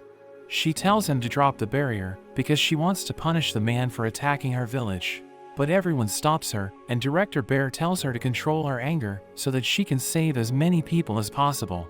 She apologizes for losing her composure and notes that she'll help repair the wall while Boxo removes his barrier. The director starts interrogating the man and threatens to make him suffer if he doesn't confess, so he freaks out once again. Director Bear tells Boxo to stay with Llamas while he does the dirty work, so Boxo watches her as she repairs the wall. He doesn't know what he should say to her, and she apologizes for wanting to avenge everyone in her village, revealing that it's the reason why she became a hunter, so she lost it when she saw the man. She starts crying, as Boxo notes that he wants to stay by her side no matter what happens, so that he can make her happy whenever she's sad. He tells her he'll be with her until the end, and he isn't sure if he understands what he means, because he wants to stay with her until she quits being a hunter. But she's flustered since she thinks he proposed to her, and she explains that her mother got married when she turned 18. So she believes it's too soon for her, and tells him she wants to get to know him before she marries him, but she thinks about their future, telling him she wants to see him turn into a human. But he wonders if romance between a human and a vending machine is even possible, and he turns red, as she thanks him for cheering her up. So he realizes that she was just messing with him, but he's glad that he was able to make her feel better. After that, the hunters defeat the monsters in the village, and they repair the walls, so the villagers are safe once again. Shirley looks for Director Bear, because she wants to know what to do with the depression in the ground, and Hilami knows that she's talking about the spot where Boxo dropped. Boxo knows that it's interfering with the reconstruction effort, but he realizes that it has a rectangular shape, so he comes up with an idea. We see everyone suffering because of the heat, and they beg Boxo to give them something cold, but he flies away and leads them to a pool. They see kids swimming in the pool, and Llamas thinks it looks fun, so she dives in with Hilami. She notes that it's nice and cold, and tells Sayori to join them, but she explains that she isn't interested, so Llamas pulls her into the water. Boxo is glad that everyone's having fun, and we learn that he filled the hole with ice cubes, so that it will turn into a temporary swimming pool. The villagers hold a summer festival, and everyone uses it as a chance to unwind, but Director Bear notes that they can't go crazy because they're still lacking in resources. The four bears ask Boxo to give them ice cream, but he notes that they're in a summer festival, so he transforms into a shaved ice machine. They have no idea what he's serving, but they decide to try it anyway, and they all think it's amazing. But he wishes he had more than 3 kinds of syrup, so he decides to take the fruits he's selling, and he adds them as toppings. Everyone enjoys eating it, and Llamas notes that Boxo is an all-purpose magic item, but he just tells her to call him a vending machine. After that, Boxo spends time with Llamas, who notes that the man who destroyed her village has already been punished, so she thinks she no longer has a purpose as a hunter. But Boxo tells her to just have fun with him, and we learn that he enjoyed every moment he spent with her, so he wants to stay by her side. She recalls that he wants to stay with her until the end, and she decides to go with his suggestion, telling him they still have plenty of things to do. They return to the Hunters Association, where Director Bear reveals that Hilami has repaired the transfer circle, but she notes that it isn't fully operational yet, so they can only send 3 people at once. Director Bear notes that they'll send people to the Origin Stratum, and Shim notes that it's the only stratum that leads out of the dungeon, so securing it will make evacuating residents easier. Director Bear notes that Hilami will be one of the 3 people they'll send, and she'll be going with Llamas and Boxo. They accept the mission, but Miguel decides to join them, and Boxo is glad to have him in the team. But he reveals that they're the only ones he talks to, so he doesn't know what he'll do without them. The director tells them to be careful, and they head to the Origin Stratum, where they see a bunch of footprints, so Hilami thinks the people turned back because they couldn't use the transfer circle. We see Kelroy leading the villagers, as they struggle to defend themselves against the monsters, but Miguel suddenly appears, and obliterates the beasts with his sword skill. Kelroy realizes that reinforcements have arrived, and he's glad to see Boxo, because the people haven't eaten for days. They buy the food and drinks he's selling, and he struggles to give them what they want, but he manages to satisfy them, and Kelroy tells him he just saved their lives. He mentions the stairs to the surface, and he's surprised that Boxo can talk to him, but Hilami interrupts them, asking Kelroy why he didn't use the stairs to get the people out of the dungeon. So he reveals that he had no choice but to dig in and fight their enemies, because the door to the surface won't open. But Sui suddenly joins them, and she begs for food. Everyone starts eating together, and the members of Kelroy's group are glad that Boxo showed up because they were running out of supplies. Sui gobbles up her food, and the other kids tell her to slow down, but she can't help it. Kelroy notes that they can evacuate everyone after Hulami fixes the transfer circle, but Director Origin suddenly appears, and she thanks Boxo for saving everyone. She tells the villagers they need to leave the stratum and take refuge in the Clearflow Lake village. But they need to hold out until Hulami fixes their transfer circle, and they start cheering for Origin as Boxo realizes that she's popular with the men. The next day, Lamas and Boxo join a search party, and they head to a nearby prison where they look for people who have taken refuge. Origin tells them that the criminals in the prison are hopeless scum, but she asks her assistant about one of them, so she reveals that he's still in prison because he won't change his behavior. Lamas wonders what kind of person he is, so Origin mentions that he's a pervert and they had to throw him into prison because the people complained about him. Everyone realizes that the cells are empty, but they see a strange man named Heavy, and Origin recognizes him as the pervert they were talking about. But he explains that he simply lives true to his instincts, and he tells them not to worry because he just likes well-worn footwear, and he has no interest in the person who wore them. Origin wonders how he got his collection while he's in prison, so he reveals that he released the other prisoners because the monsters were causing trouble. She reminds him that they're dangerous people, but he reveals that he used his magic to attract the monsters to them after he released them because he thinks the world is a better place without them. Origin thinks he's lying, but Sui knows that he's telling the truth, and he calls her his friend, but she notes that it isn't the case. She mentions that he's also a member of Kelroy's group, revealing that he uses healing and mind-altering magic, and he tells everyone why he loves used footwear, but they all think he really is a pervert. He reveals that he doesn't like brand new shoes, because they don't tell a story with their smell and appearance, but ones that are worn by hunters are ripe for the harvest. Lamas tells him he shouldn't steal other people's shoes, but he notes that theft is one of the worst acts a person can commit, and he can't bring himself to do it. So he pesters the owners into selling the footwear he likes, and he buys it for a fair price. Sui notes that he gives their group a bad reputation, and Origin wonders why he didn't fight the monsters, so he reveals that he didn't want to get involved. But he mentions that he didn't just let everyone die, and he deactivates his spell, revealing that he used his magic to save the innocent people. They realize that they're safe now, and Origin can't believe he's actually a good person, telling him she has misjudged him. She apologizes for the way she treated him and offers to reward him, so he tells her to give him her boots.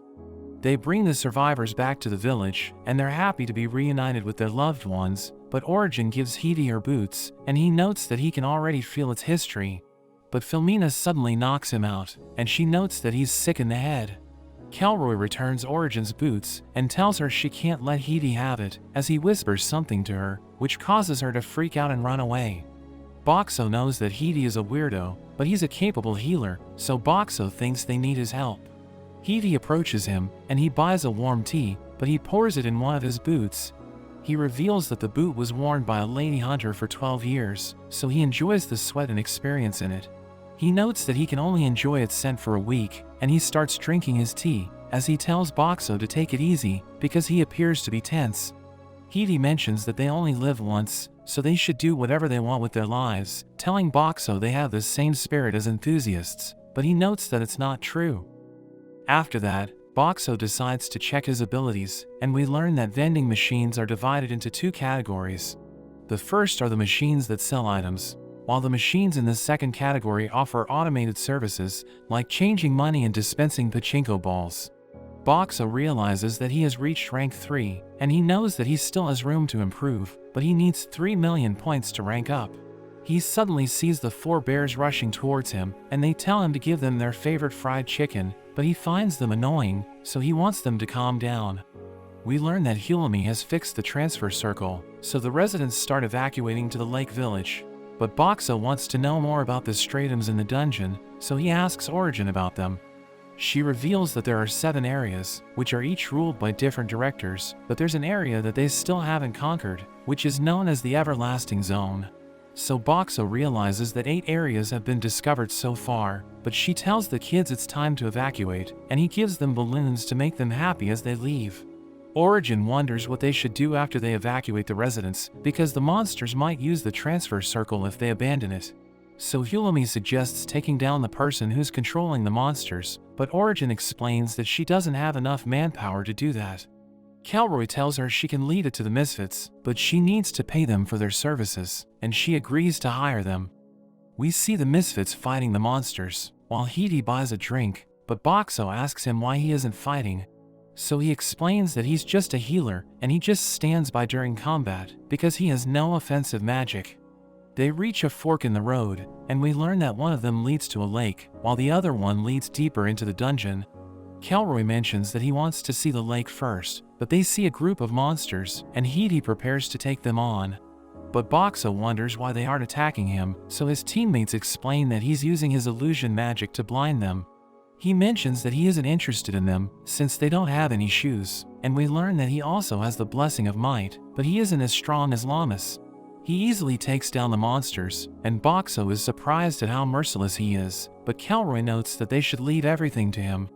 They decide to split into two groups so that they can explore both paths, and Hidi decides to go with the lake group. But Boxo is worried that Hidi might cause trouble, so he tells Lammas they should go with him. They wipe out the monsters in their path, and they reach the lake, but Hidi tells everyone to have fun in the water. Boxo finds him sus, and Lammas explains that they need to hurry back, because the others are waiting for them. But Hidi mentions that they still have time to spare, and one of the bears dives into the water, so the others decide to take a bath. Hidi promises to stand guard while everyone has fun, but Boxo thinks he's up to something, so he transforms into a power washer. Hidi stares at their shoes, and he wonders what they smell like, but Boxo blows him away, as he notes that he saw it coming. After that, they return to Kelroy, who wonders why Hidi is the only one that's wet, so he explains that he fell into the lake. Filmina tells Boxo it's time to have lunch, so he transforms into a family market, which sells convenience store items, thinking it's the ideal lineup to satisfy everyone's cravings. Everyone's excited as they browse his selection, because there are plenty of foods they haven't seen before, so they want to give everything a try. He shows them how to open a rice ball, and they're amazed because they haven't seen anything like it, but we see Miguel fighting the monsters, and he tells them he needs to take a break. They reach the deepest part of the origin stratum, and Miguel mentions that he can sense over 100 creatures ahead of them. But Kelroy thinks it won't be a problem, and he notes that he and Miguel will take the lead. Boxo wants to help them, so he transforms into a pachinko ball dispenser and fills the road with his balls. Miguel asks him about the balls, so he explains that they will cause the monsters to trip and fall, and the bears mention that they can hear monsters ahead. Miguel uses his sword skill to obliterate them, and Lammas punches them away, while Boxo covers her back by launching cola bombs. But the monsters keep coming, and he thinks the only way to defeat them is to take out their commander, so he tells Lammas to throw him towards their enemies. But she refuses to do it, because she doesn't want him to get hurt. She mentions that they should work together since they're partners, and he looks forward to hearing her plan, but she tells him they'll launch a suicide attack. She rushes forward, and Miguel clears a path for them, so she thanks him for his help, calling him Boxo's #1 apprentice. She takes out the enemies in her path, while Boxo combines his pachinko balls with a special fluid and launches them towards the monsters.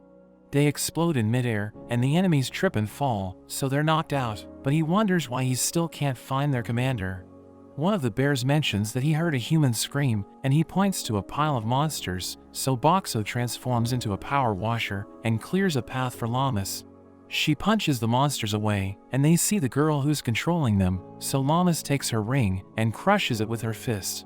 Kelroy mentions that it's time to go back, because they have completed their mission, and he notes that they should interrogate the girl when they get back. But Filmina tells him to stop touching the girl, and Boxo wonders what kind of relationship they have. Shiro and Akka mention that they're at it again, but they think it's embarrassing, because they should be old enough to know better. Lammas thinks Filmina is young, but Sui reveals that she's older than Kelroy, and she just looks younger because she's part vampire. Hidi explains that vampires feed on humans' blood, but they can also use other bodily fluids for nourishment, and it's possible for them to have children with humans. Lammas thinks it sounds lovely, so Shiro and Akka tell her that humans shouldn't have children with monsters. But she explains that she doesn't mind, and thinks Filmina is just like everyone else, because the Misfits have already accepted her. As they make their way back, Lammas asks everyone about the wishes they want granted, and Sui mentions that she wants money, so that the children in the orphanage can eat every day. Lammas mentions that she wants to turn Boxo into a human, and Hidi notes that his wish is to collect enough used shoes from all over the world so that he can use them to build a castle. Shiro and Aka reveal that they want to be popular with the ladies, but Sui notes that they're both losers, and everyone wonders what kind of wish Kelroy and Filmina have. They return to the village, where Boxo gives everyone food, but he suddenly transforms into a rice dispenser and plans to use his telekinesis to cook. But he realizes that he can't do it alone, so he tells Lammas and Hilami to help him out, and he transforms into a gas range. They cook the rice he gave them, and everyone eats it, realizing it tastes delicious. Boxo is happy that everyone's enjoying the food, and Lammas thanks him for everything he has done for them, so he looks forward to cooking for her again.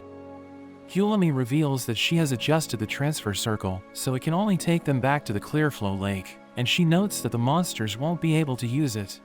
Kelroy mentions that they should return once things settle down, and Sui wonders why she's paired up with Hidi, but Kelroy just tells her to bear with it. Hidi promises to protect her, but she freaks out as he touches her, so Kelroy tells her to calm down, but she explains that she can't stand his disgusting habits. She starts shooting arrows at him, but he easily dodges all of them, and Kelroy invites Boxo to the base of the Misfits, telling him it's in the Origin Stratum. He mentions that he wants to discuss something important with Boxo and his friends, and he realizes that the mood has shifted for the Misfits, but Sui and Hidi are still at it. Kelroy tells them to stop messing around, but Sui is determined to land a hit, and Kelroy tells Boxo to wait for them to calm down so that they can go to the base together. After that, Hilami notes that she wasn't expecting the Misfits base to be in the Origin Stratum, and Sui mentions that they didn't want it to stand out. Lammas wonders how long she's been with the group, so she reveals that it's only been less than 2 years, and Hidi mentions that he's her senior. But he explains that they don't bother with seniority, revealing that he doesn't even respect Shiro and Aka as his seniors. He notes that they're the first members of the Misfits, along with Kelroy and Filmina, and Sui reveals that she didn't know that, wondering why the 4 of them often disappear all at once. Miguel mentions that he noticed something about Shiro and Aka, but he decides not to tell Boxo about it because he thinks he might just be imagining things.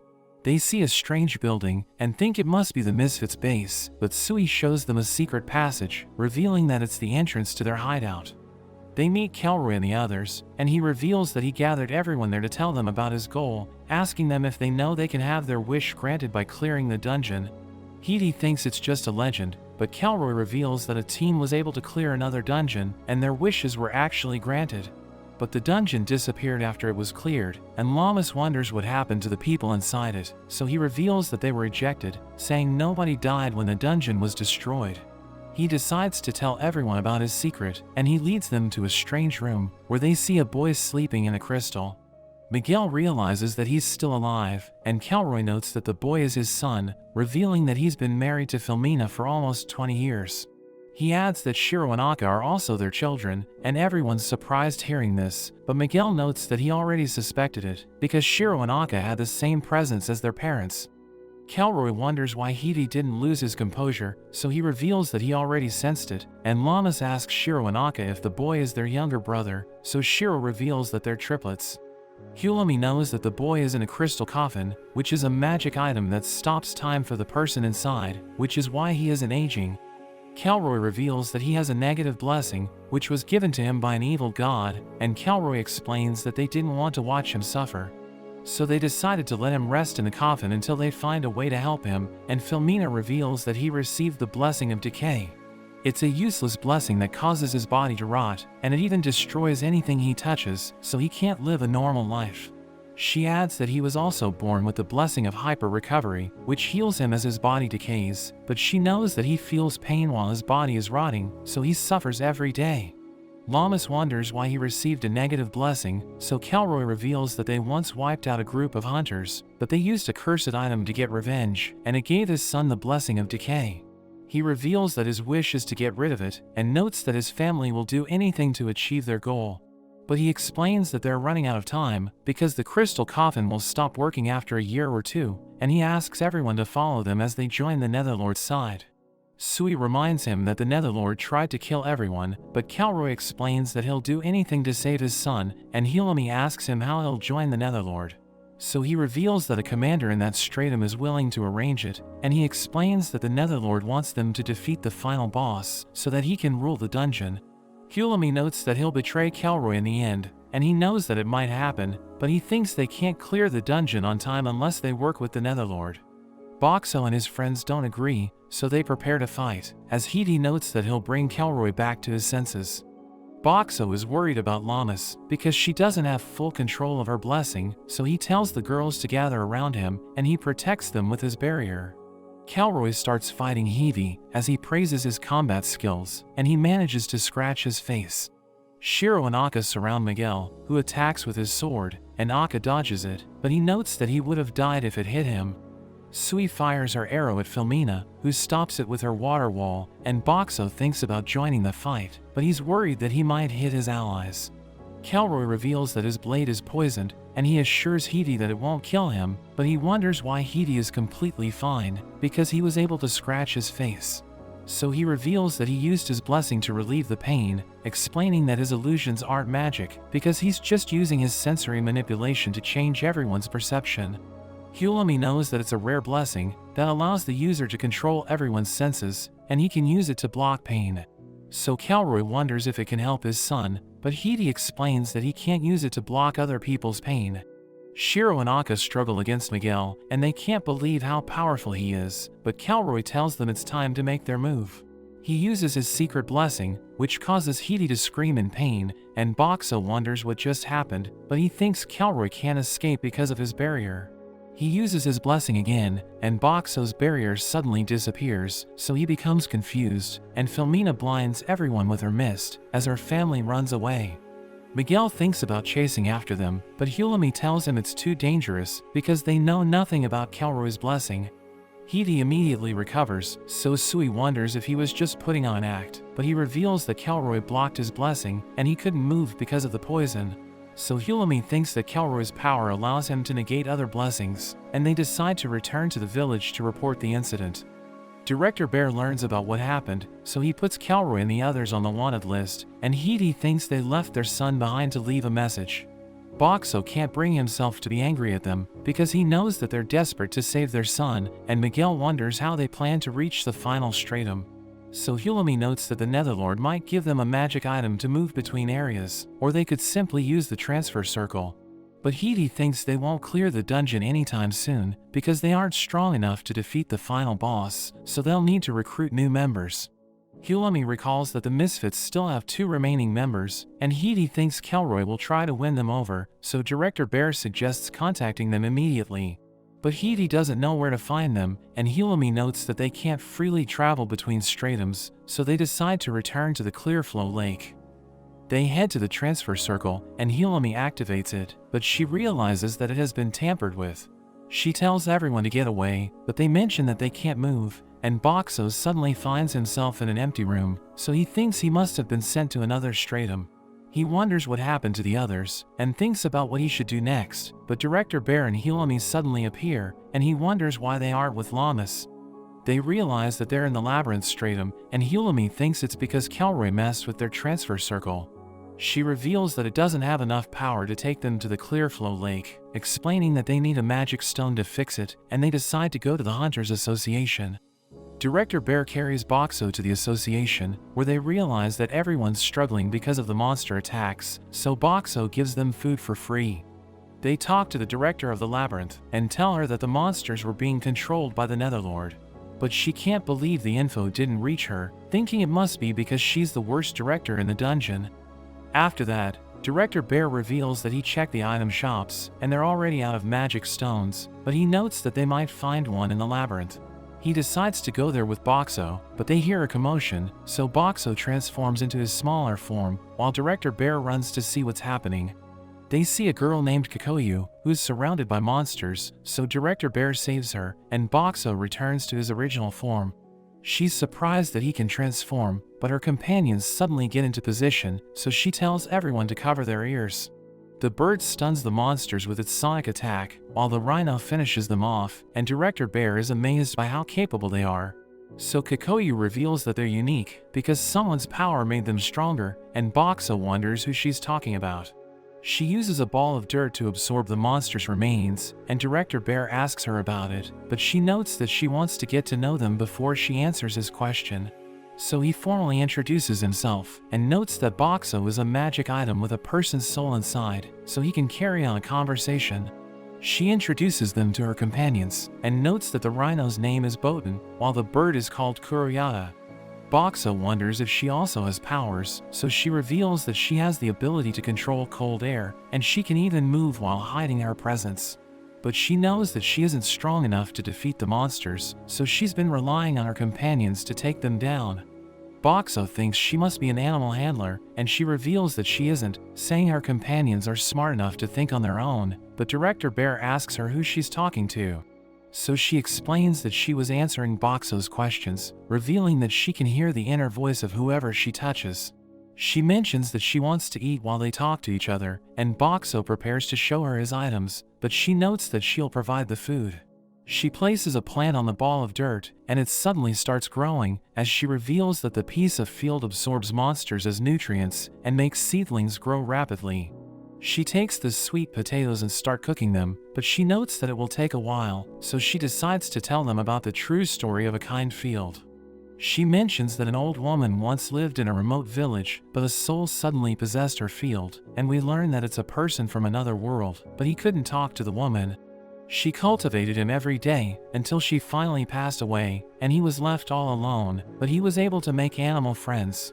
He saw a girl being chased by monsters, so he decided to save her, and he went on a journey to save even more people. He arrived at a fortified city, where he saw a fierce battle with the Demon Lord's forces, so he threw himself into battle and saved the city. He marched to the Demon Lord's stronghold, where he fought another battle, but he lost consciousness after he helped his friends retreat. Boxo thinks Kikoyu and her companions are the friends in the story, and she notes that they want to meet the field again, but they can't reach the Demon Lord's domain because a huge wall is blocking the path. She reveals that they went to the labyrinth because they heard a rumor that the Netherlord is in the dungeon, but Director Bear tells her about the situation. So she realizes that the Netherlord won't help her reach the Demon Lord's domain, and she gives Director Bear the food she cooked. So he eats it, and he tells her it's delicious, but she notes that Field's vegetables taste 10 times better. Boxo gives them drinks, and as she tastes it, she's amazed by how cold and delicious it is, but Director Bear tells her he can also provide food and other items. She realizes that he's just like Field, and he notes that he's also from another world, so she wants them to meet each other, thinking he must be from the same place as Field. Boxo starts traveling with her, and later that day, they realize it's getting dark, so they decide to set up camp. Boxo transforms into a family mart, and she's amazed by the sweets he's selling, so she decides to try all of them, and she notes that they're delicious, but she thinks Field's fruit would make them taste even better. Kikoyu falls asleep, and Director Bear asks Boxo what he thinks about her, so he mentions that she's a nice kid. But Director Bear notes that her mind and appearance don't match, and she even has abilities that humans don't possess. He thinks she must be a snow child, and Boxo doesn't know what that is, so Director Bear explains that they look like 6-year-olds until they reach adulthood, and they also have special powers. But there are people who hunt them down, and they're in danger of extinction, because they're rumored to turn into ice statues that never melt after their heads are cut off. The severed head will curse everyone in the region, and it's said to have destroyed entire nations, but Boxo thinks beheading someone just to cast a curse is a terrible thing to do. Director Bear notes that the headless ice statue has the power to remove curses, so he thinks it could save Kelroy's son. But Boxo knows that Kelroy might kill Kikoyu if he finds out, and Director Bear tells him to keep it a secret. The next day, Director Bear defeats a monster, and it drops a magic stone, but he isn't sure if it has enough power to fix the transfer circle. They decide to head back, but Kikoyu can't pass through a wall because she's holding onto the piece of field. She mentions that she doesn't want to leave it behind, so Hulumi comes up with an idea, and Boxo makes a barrier around her, allowing her to get through the wall. Everyone's glad that the plan worked, and Hulumi reveals that she has finished adjusting the transfer circle, so she can join them when they return to the labyrinth. The next day, they enter the labyrinth again, and they decide to defeat the lava fiend to get its magic stone. We learn that it's more dangerous than a Stratum Lord, but they think they can defeat it if they work together, and Kikoyu orders Kuroyata to look for it. After that, Hulami wonders who's in charge of dinner, and Kikoyu notes that she'll do it, but Boxo mentions that he has sweets, which makes Hulami excited, because she likes sugary foods. He transforms into a family mart, and everyone decides to go with his food, but Kikoyu thinks it's unfair. The next day, we see that Boxo was able to sleep, because Kikoyu volunteered to keep watch. But as he wakes up, he sees that she has already prepared breakfast for everyone, so he realizes that it was all a part of her plan. Everyone eats it, and they all think it's delicious, but Kuroyata suddenly returns, and she notes that it has found the lava fiend. Hulami mentions that she knows how to defeat it, and Boxo flies with Kuroyata as he observes the lava fiend. We see that he has surrounded it with his walls, and he attacks it with ice water, thinking it should get weaker because of the temperature. Botan suddenly charges in, and it uses its horn to attack the lava fiend's weak point, causing it to collapse. But it suddenly regenerates, so Boxo realizes they're in trouble, but the sky suddenly shatters, and a massive block of ice crushes the lava fiend. He realizes that it's a stratum split, and everyone sees Llamas approaching, as she notes that she's glad to see Boxo again. But he mentions that he's angry, because her actions were reckless, and Director Bear asks her what happened. So she reveals that she was transferred to the Clearflow Lake with Director Origin, and she knows that causing an impact on a stratum split might cause it to split again. So she decided to give it a try, and punched the frozen pond with all her power, before using Hulami's magic item to safely fall from the sky. Director Bear is just glad she's safe, and explains they were just concerned, so she apologizes for being reckless, but Hulami is happy that they're finally back together. After that, Hulami notes that she has fixed the transfer circle, and Director Bear uses it to return to the Clearflow Lake. She tells Kikoyu to go next, so she leaves with her companions, and Boxo prepares to transfer with Hulami and Llamas. But a red light suddenly appears, and Hulami wonders what's wrong, because the transfer circle is in perfect condition. Boxo realizes they're about to get separated again, so he uses his barrier to keep them together, and they're transferred to the dark forest stratum. Boxo is glad his idea worked, but Hulami wonders why the transfer circle malfunctioned, because their friends were able to use it without any issues. Llamas notes that the red light came from Boxo, so Hulami checks him out, and she sees that there's a malfunction spell on him. He realizes that Kelroy placed it there before he escaped, and Hulami removes it, but we learn that it will take days for the transfer circle to recharge. Hulami reveals that they're on the 7th stratum, which is a dangerous place filled with plant monsters, and they see a strange tree, as Llamas mentions that it looks like a person. Hulami notes that there are monsters in that stratum that turn people into trees, and they suddenly hear a commotion, so they run to the gate, where they see Sui and Hidi fighting against carrot monsters. Llamas joins the fight, destroying the monsters with her fists, and Hidi is glad that she's there to help them. But Sui tells Boxo she's been waiting for him because she's extremely hungry, so he transforms into a snack vending machine. She eats the food with her companions, who are all happy to have meat again, and Hidi explains that the people in that stratum eat mostly vegetables because there are no animals to hunt for meat.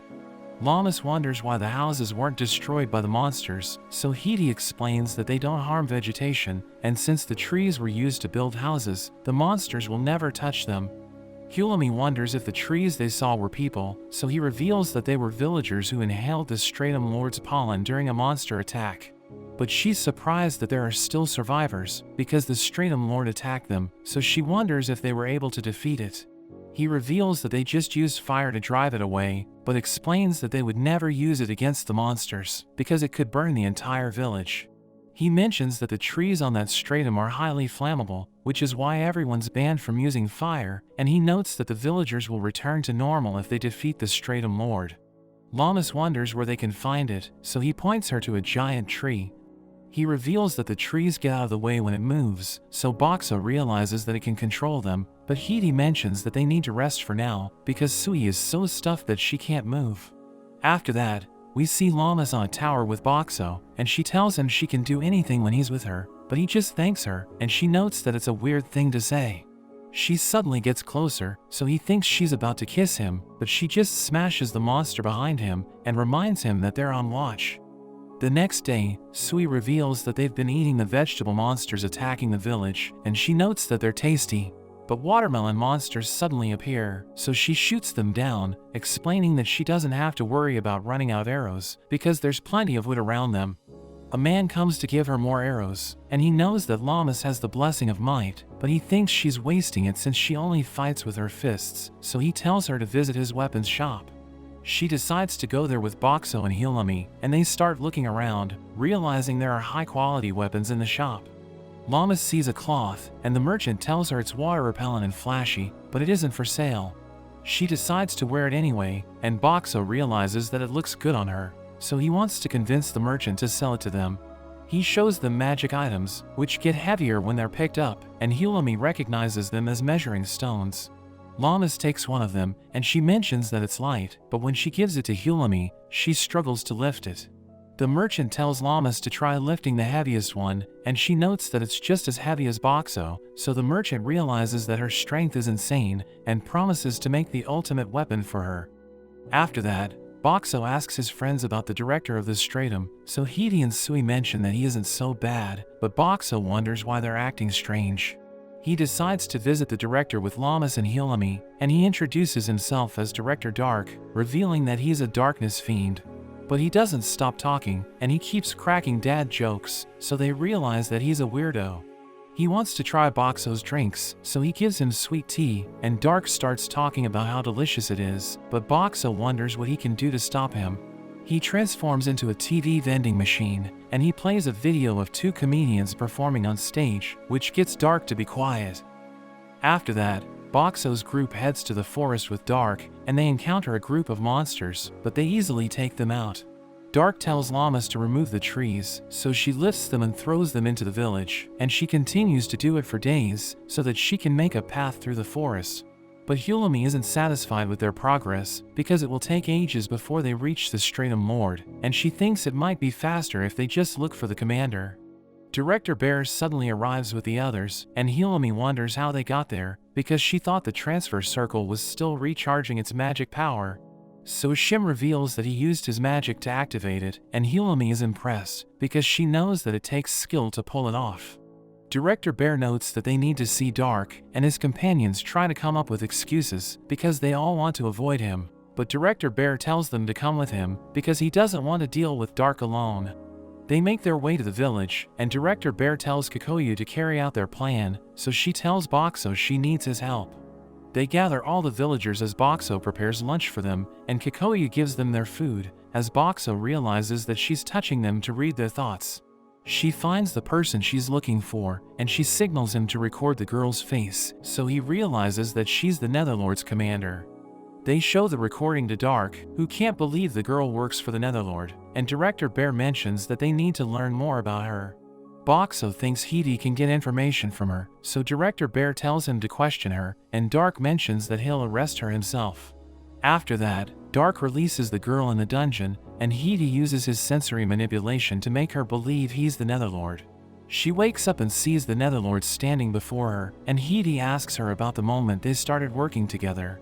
So she reveals that the Netherlord appeared before her 2 months ago, and he promised to give her enough money to pay off her gambling debt if she followed him. She reveals that he ordered her to defend the village as a hunter, while using his ring to control the monsters, but Hidi asks her if that's all she can remember. So she mentions that she met the Misfits 2 weeks ago, and they seem to be looking for someone, but they left when they couldn't find him. Boxo thinks they were looking for their other members, but Hidi suddenly thinks about removing her boots so that he can smell them. Dark kicks him away, and the girl realizes that she was just hallucinating, and Dark mentions that he trusted her, revealing that he gave her money because he thought she would stop gambling. The group continues to make their way to the Stratum Lord, clearing the trees and taking out the monsters, while Kikoyu absorbs their remains with her piece of field. Dark notes that the Elder Tree was originally peaceful, but that changed after the Netherlord appeared. Director Bear notes that they need to defeat it to save the people who were turned into trees, and we learn that their plan is to pour anti-plant poison into it while it's being distracted. It starts to get cold at night, but Lammas is fine thanks to the cloak that Boxo got for her. Sui begs him for food, so he thinks about giving them cup ramen to warm them up, but he decides to show them something new. Sui is impressed by his udon noodles, so everyone also wants to try it, but he transforms once again into a burger machine, and they all find it delicious. Boxo thinks about how he used to be a vending machine enthusiast, traveling around just to try different machines, while his friends would tell him he's wasting his money, but he's happy that it turned out to be useful. They continue to clear the trees during the day, and Kikoyu takes turns cooking with Boxo at night, but she only has fruits and vegetables, since they can't use fire. Dark remembers how an elder tree was defeated decades ago using fire, but it ended up spreading and destroying everything in the stratum, which is why it was banned. Boxo wonders if there's anything he can do to help everyone with the cold, and he remembers that he has a hot spring function, so everyone works together gathering wood, and they're able to make an open bath. Boxo fills it with hot water, and everyone looks forward to taking a bath. Heavy offers to keep watch for monsters, but they know that he's just after their shoes, so Kikoyu tells him her companions will stand guard. Hulami is excited, but she wonders what Boxo is doing there. Llamas mentions that they need his soap and towels, but Hulami reminds her that he has the soul of a man. Llamas doesn't seem to mind, but Boxo gets her to take him outside. Everyone relaxes in the bath, but Kuroyata suddenly warns them about something, and they see that the sky is turning red. They realize that the elder tree is on fire, so they think it was defeated, and the director orders the bears to go back to the village and evacuate all the people who should have recovered from being turned into trees. Llamas wonders what they should do next, so the director notes that they need to confirm if the elder tree was really defeated.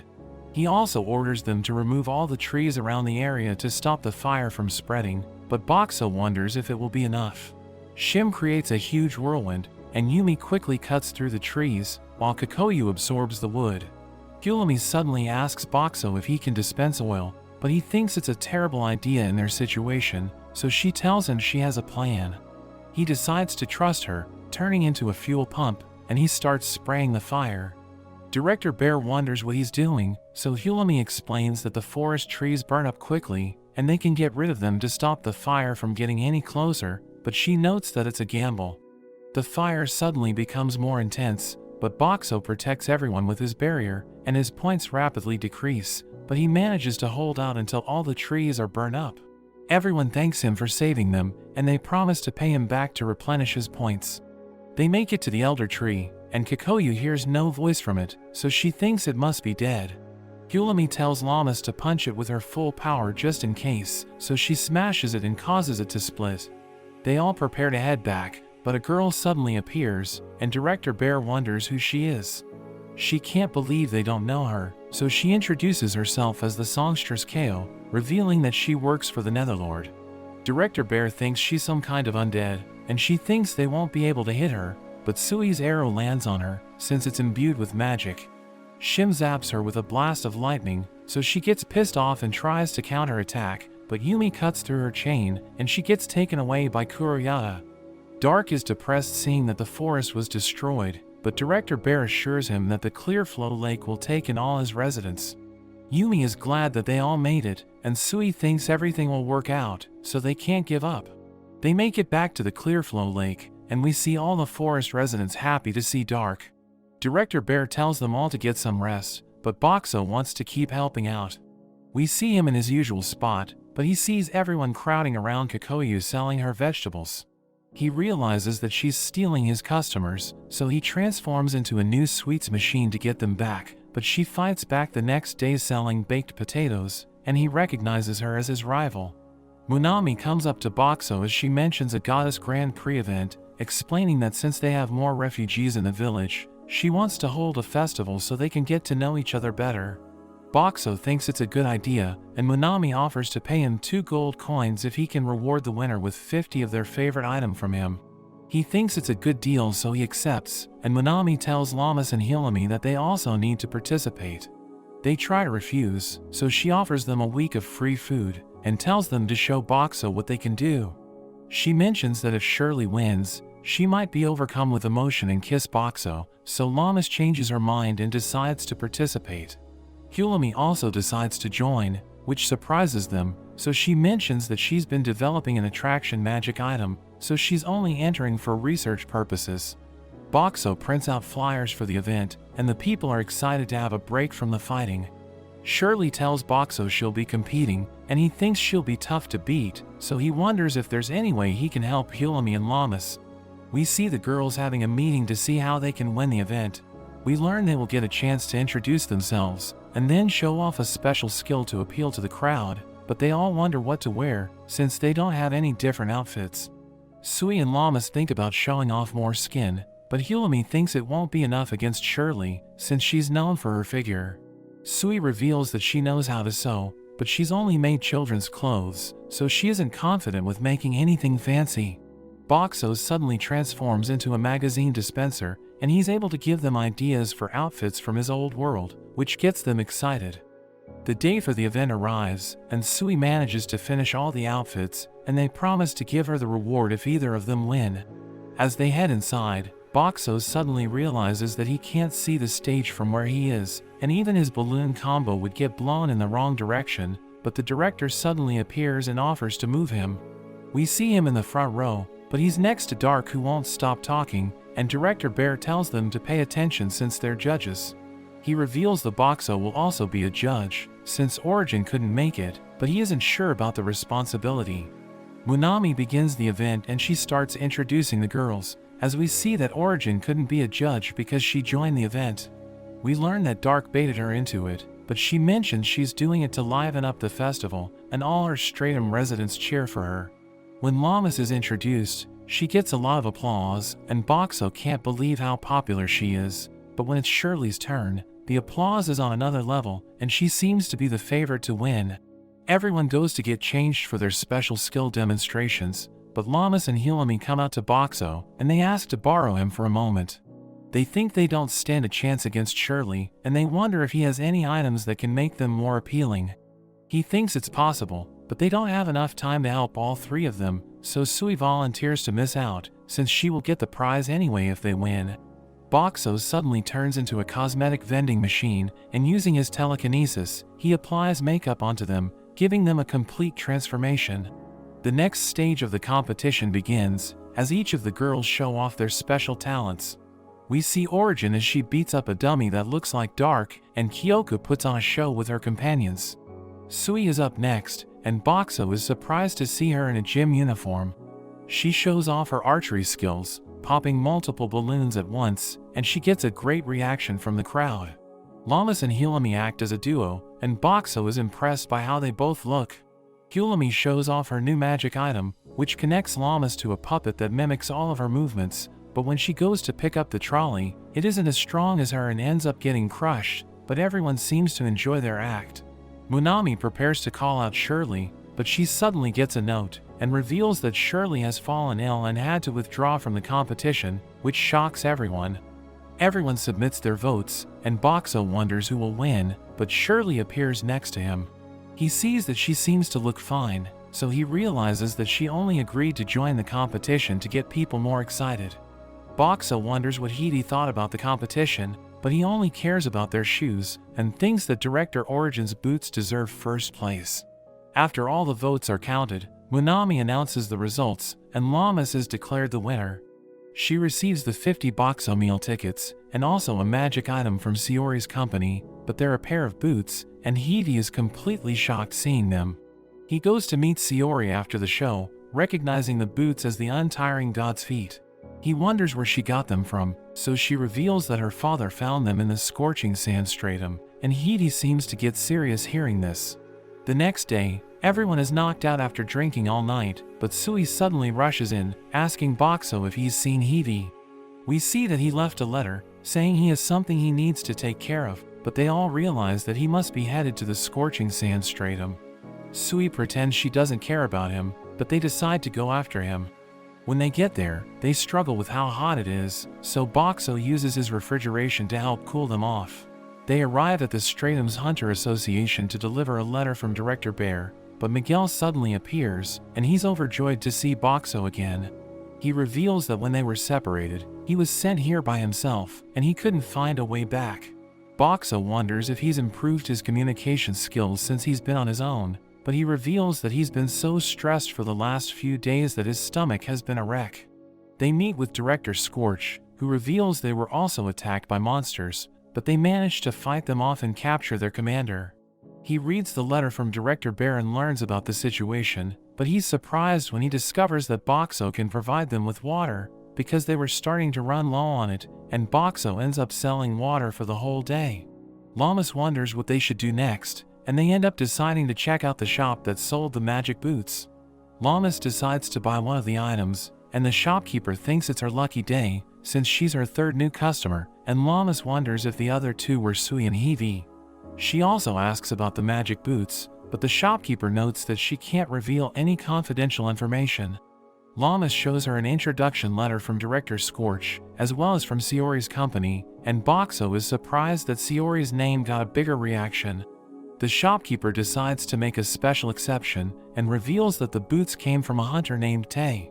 They meet up with Miguel, who tells them that Tay is the leader of a hunter team called the Billowing Flames, but they're away exploring a ruin at the moment, so they will need to cross the desert to find him. Miguel asks to join them, and Boxo finds it hard to say no to him, but they suddenly hear Sui and Heavy arguing, as she tells him he doesn't need to do everything alone, but he notes that it's something personal. He doesn't want to inconvenience everyone, but Sui cries as she thinks he's being just like Kelroy, wishing they could have talked things out with him. Llamas notes that he's just making them worried by not telling them anything, and he finally agrees to tell them everything. We learn that before Heidi joined the Misfits, he used to work with his childhood friend. They were an impressive duo, and after making some money, he decided to get his friend some new boots for her birthday, but they were attacked by bandits while on an escort mission, and he ended up getting knocked out. He found everyone else dead when he woke up, and his friend's body had her legs cut off.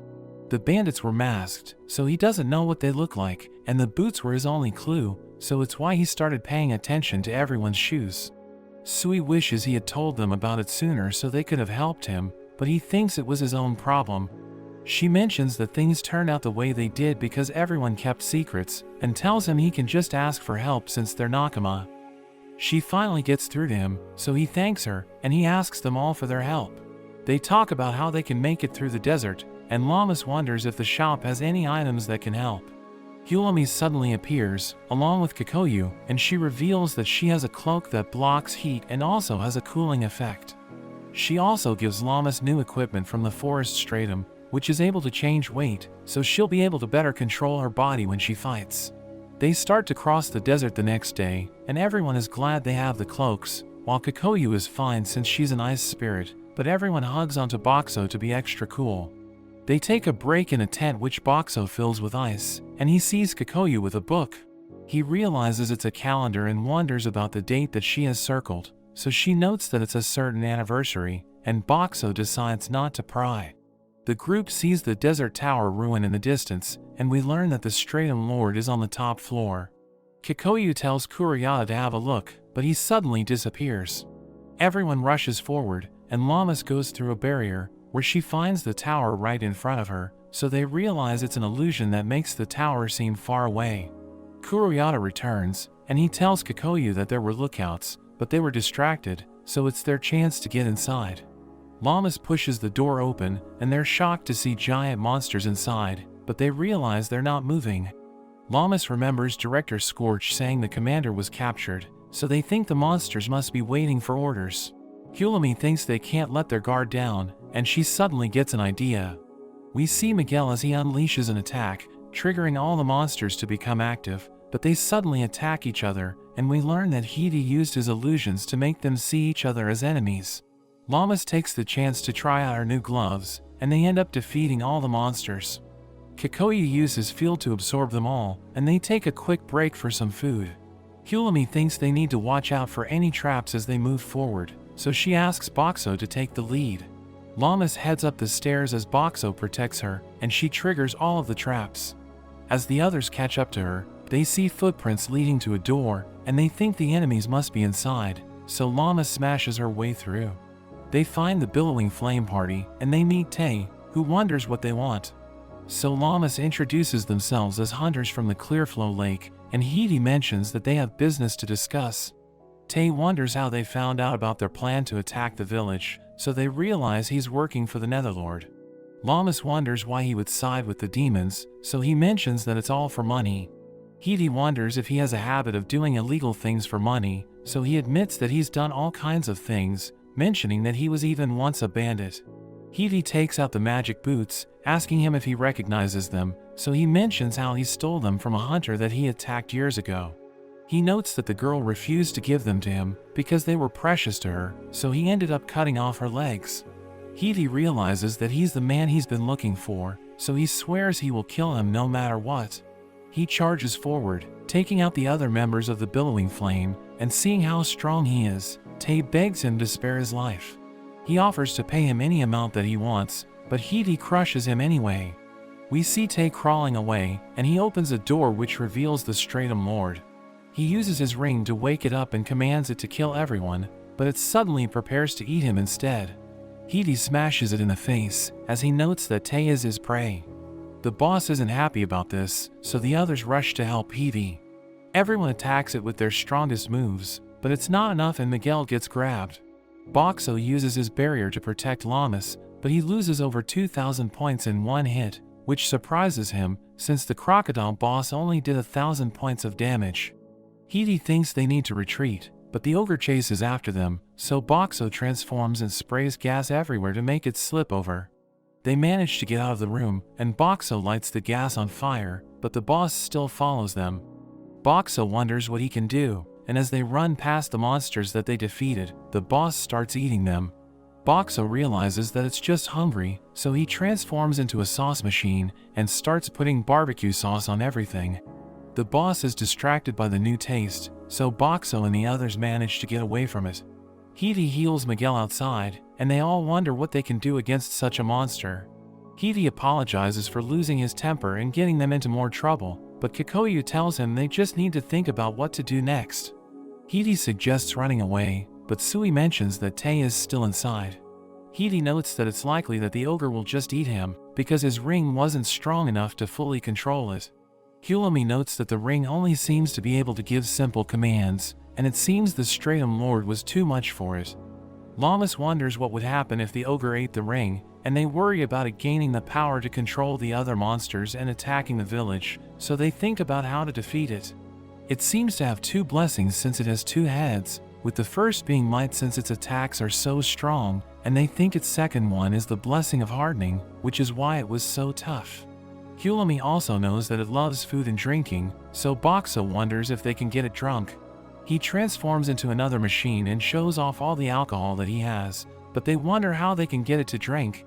Llamas wonders if they would like a cute girl pouring drinks for them, but they don't know what an ogre would be into. Sui suggests using an illusion, and Hiti thinks it's possible, but he notes that he doesn't know their language, so Hulami mentions she can teach him the basics. We see Hiti disguised as a rock ogre with Boxo on his back, and they head back into the tower. The boss wonders who they are, so they put down the alcohol, and the twin ogre is immediately attracted by the smell. They start drinking it, and they find it delicious, so they end up drinking it all and falling asleep. Hulami realizes that its hardening blessing only works when it's awake, and Llamas feels bad about attacking it when it's asleep, but Miguel notes that it needs to be done. They prepare to take out the two heads, but Boxo tells Llamas to use him, since he will get points for defeating it, so she swings him to deliver the finishing blow. Boxo is shocked getting over 1,000,000 points, and after Kikoyu absorbs the boss's body, they receive the Lord's coin. Hulami thinks they should see what happened to Tae, but as they head back up the tower, it suddenly becomes cold. When they reach the top, Kikoyu gets a strange feeling, and they find Tae frozen in ice. She suddenly tells them all to gather around Boxo, and his barrier protects them from a blast of snow. Hulami wonders what's going on, and there's a girl that appears. Kikoyu recognizes her as a snow fairy, telling her that they aren't her enemies. She mentions that they came for Tae, but the girl suddenly shatters him. Kikoyu is shocked by this, since snow fairies don't usually kill people for no reason. The girl wonders what Kikoyu is doing together with humans, since they are responsible for hunting their kind, and Boxo remembers Director Bear telling him that if a snow child is beheaded on the day they become an adult, they will turn into an ice statue that never melts. Kikoyu notes that there are still some humans that can be trusted, but the girl thinks she must have been tricked. She also reveals that she's a general for the Netherlord, and she recognizes Boxo as the magic item that the Netherlord warned her about. She introduces herself as Solrum, and tells them about how the Netherlord saved her life, just when some humans were about to kill her. She attacks with another blast of snow, so Boxo quickly protects Kikoyu. They can't believe how strong she is, and Kikoyu thinks that her blizzard might last a long time, so Boxo notes that he only has enough points to last for one day. Kikoyu wants to try persuading her again, as she notes that they would be the same if she had met the Netherlord instead of Field. Boxo decides to believe in her, and she asks him for the time, so he notes that it's 1 minute to midnight. She heads out of the barrier, and we see that she has suddenly grown up, as the wind starts to blow in the opposite direction. The others are shocked realizing what's going on, and Hilomi remembers hearing that snow fairies grow into adults the moment they turn 18, so Boxo realizes it was the date that Kikoyu had circled in her calendar. Hiti can't believe how strong she's become, and she even starts to push Sulrim back. She gives her one more chance to back down, and Sulrim notes that she can't afford to die yet, so she decides to back down and she disappears. The others feel bad for Hiti since he didn't get to deal with Tay, but he thinks that making him suffer wasn't going to be able to heal his heart. He seems to be able to accept what happened, and Sui mentions how she would have given him her boots to cheer him up, but she thinks that he should no longer care about them. He notes that his revenge is what started his obsession for footwear, but his love for them eventually became real, so he asks her to hand over her boots. He wonders what they might smell like, but she calls him a perv and they all end up having a snowball fight. But that's where this video ends. Remember to like and subscribe to the channel. Thanks for watching, and I'll see you next time.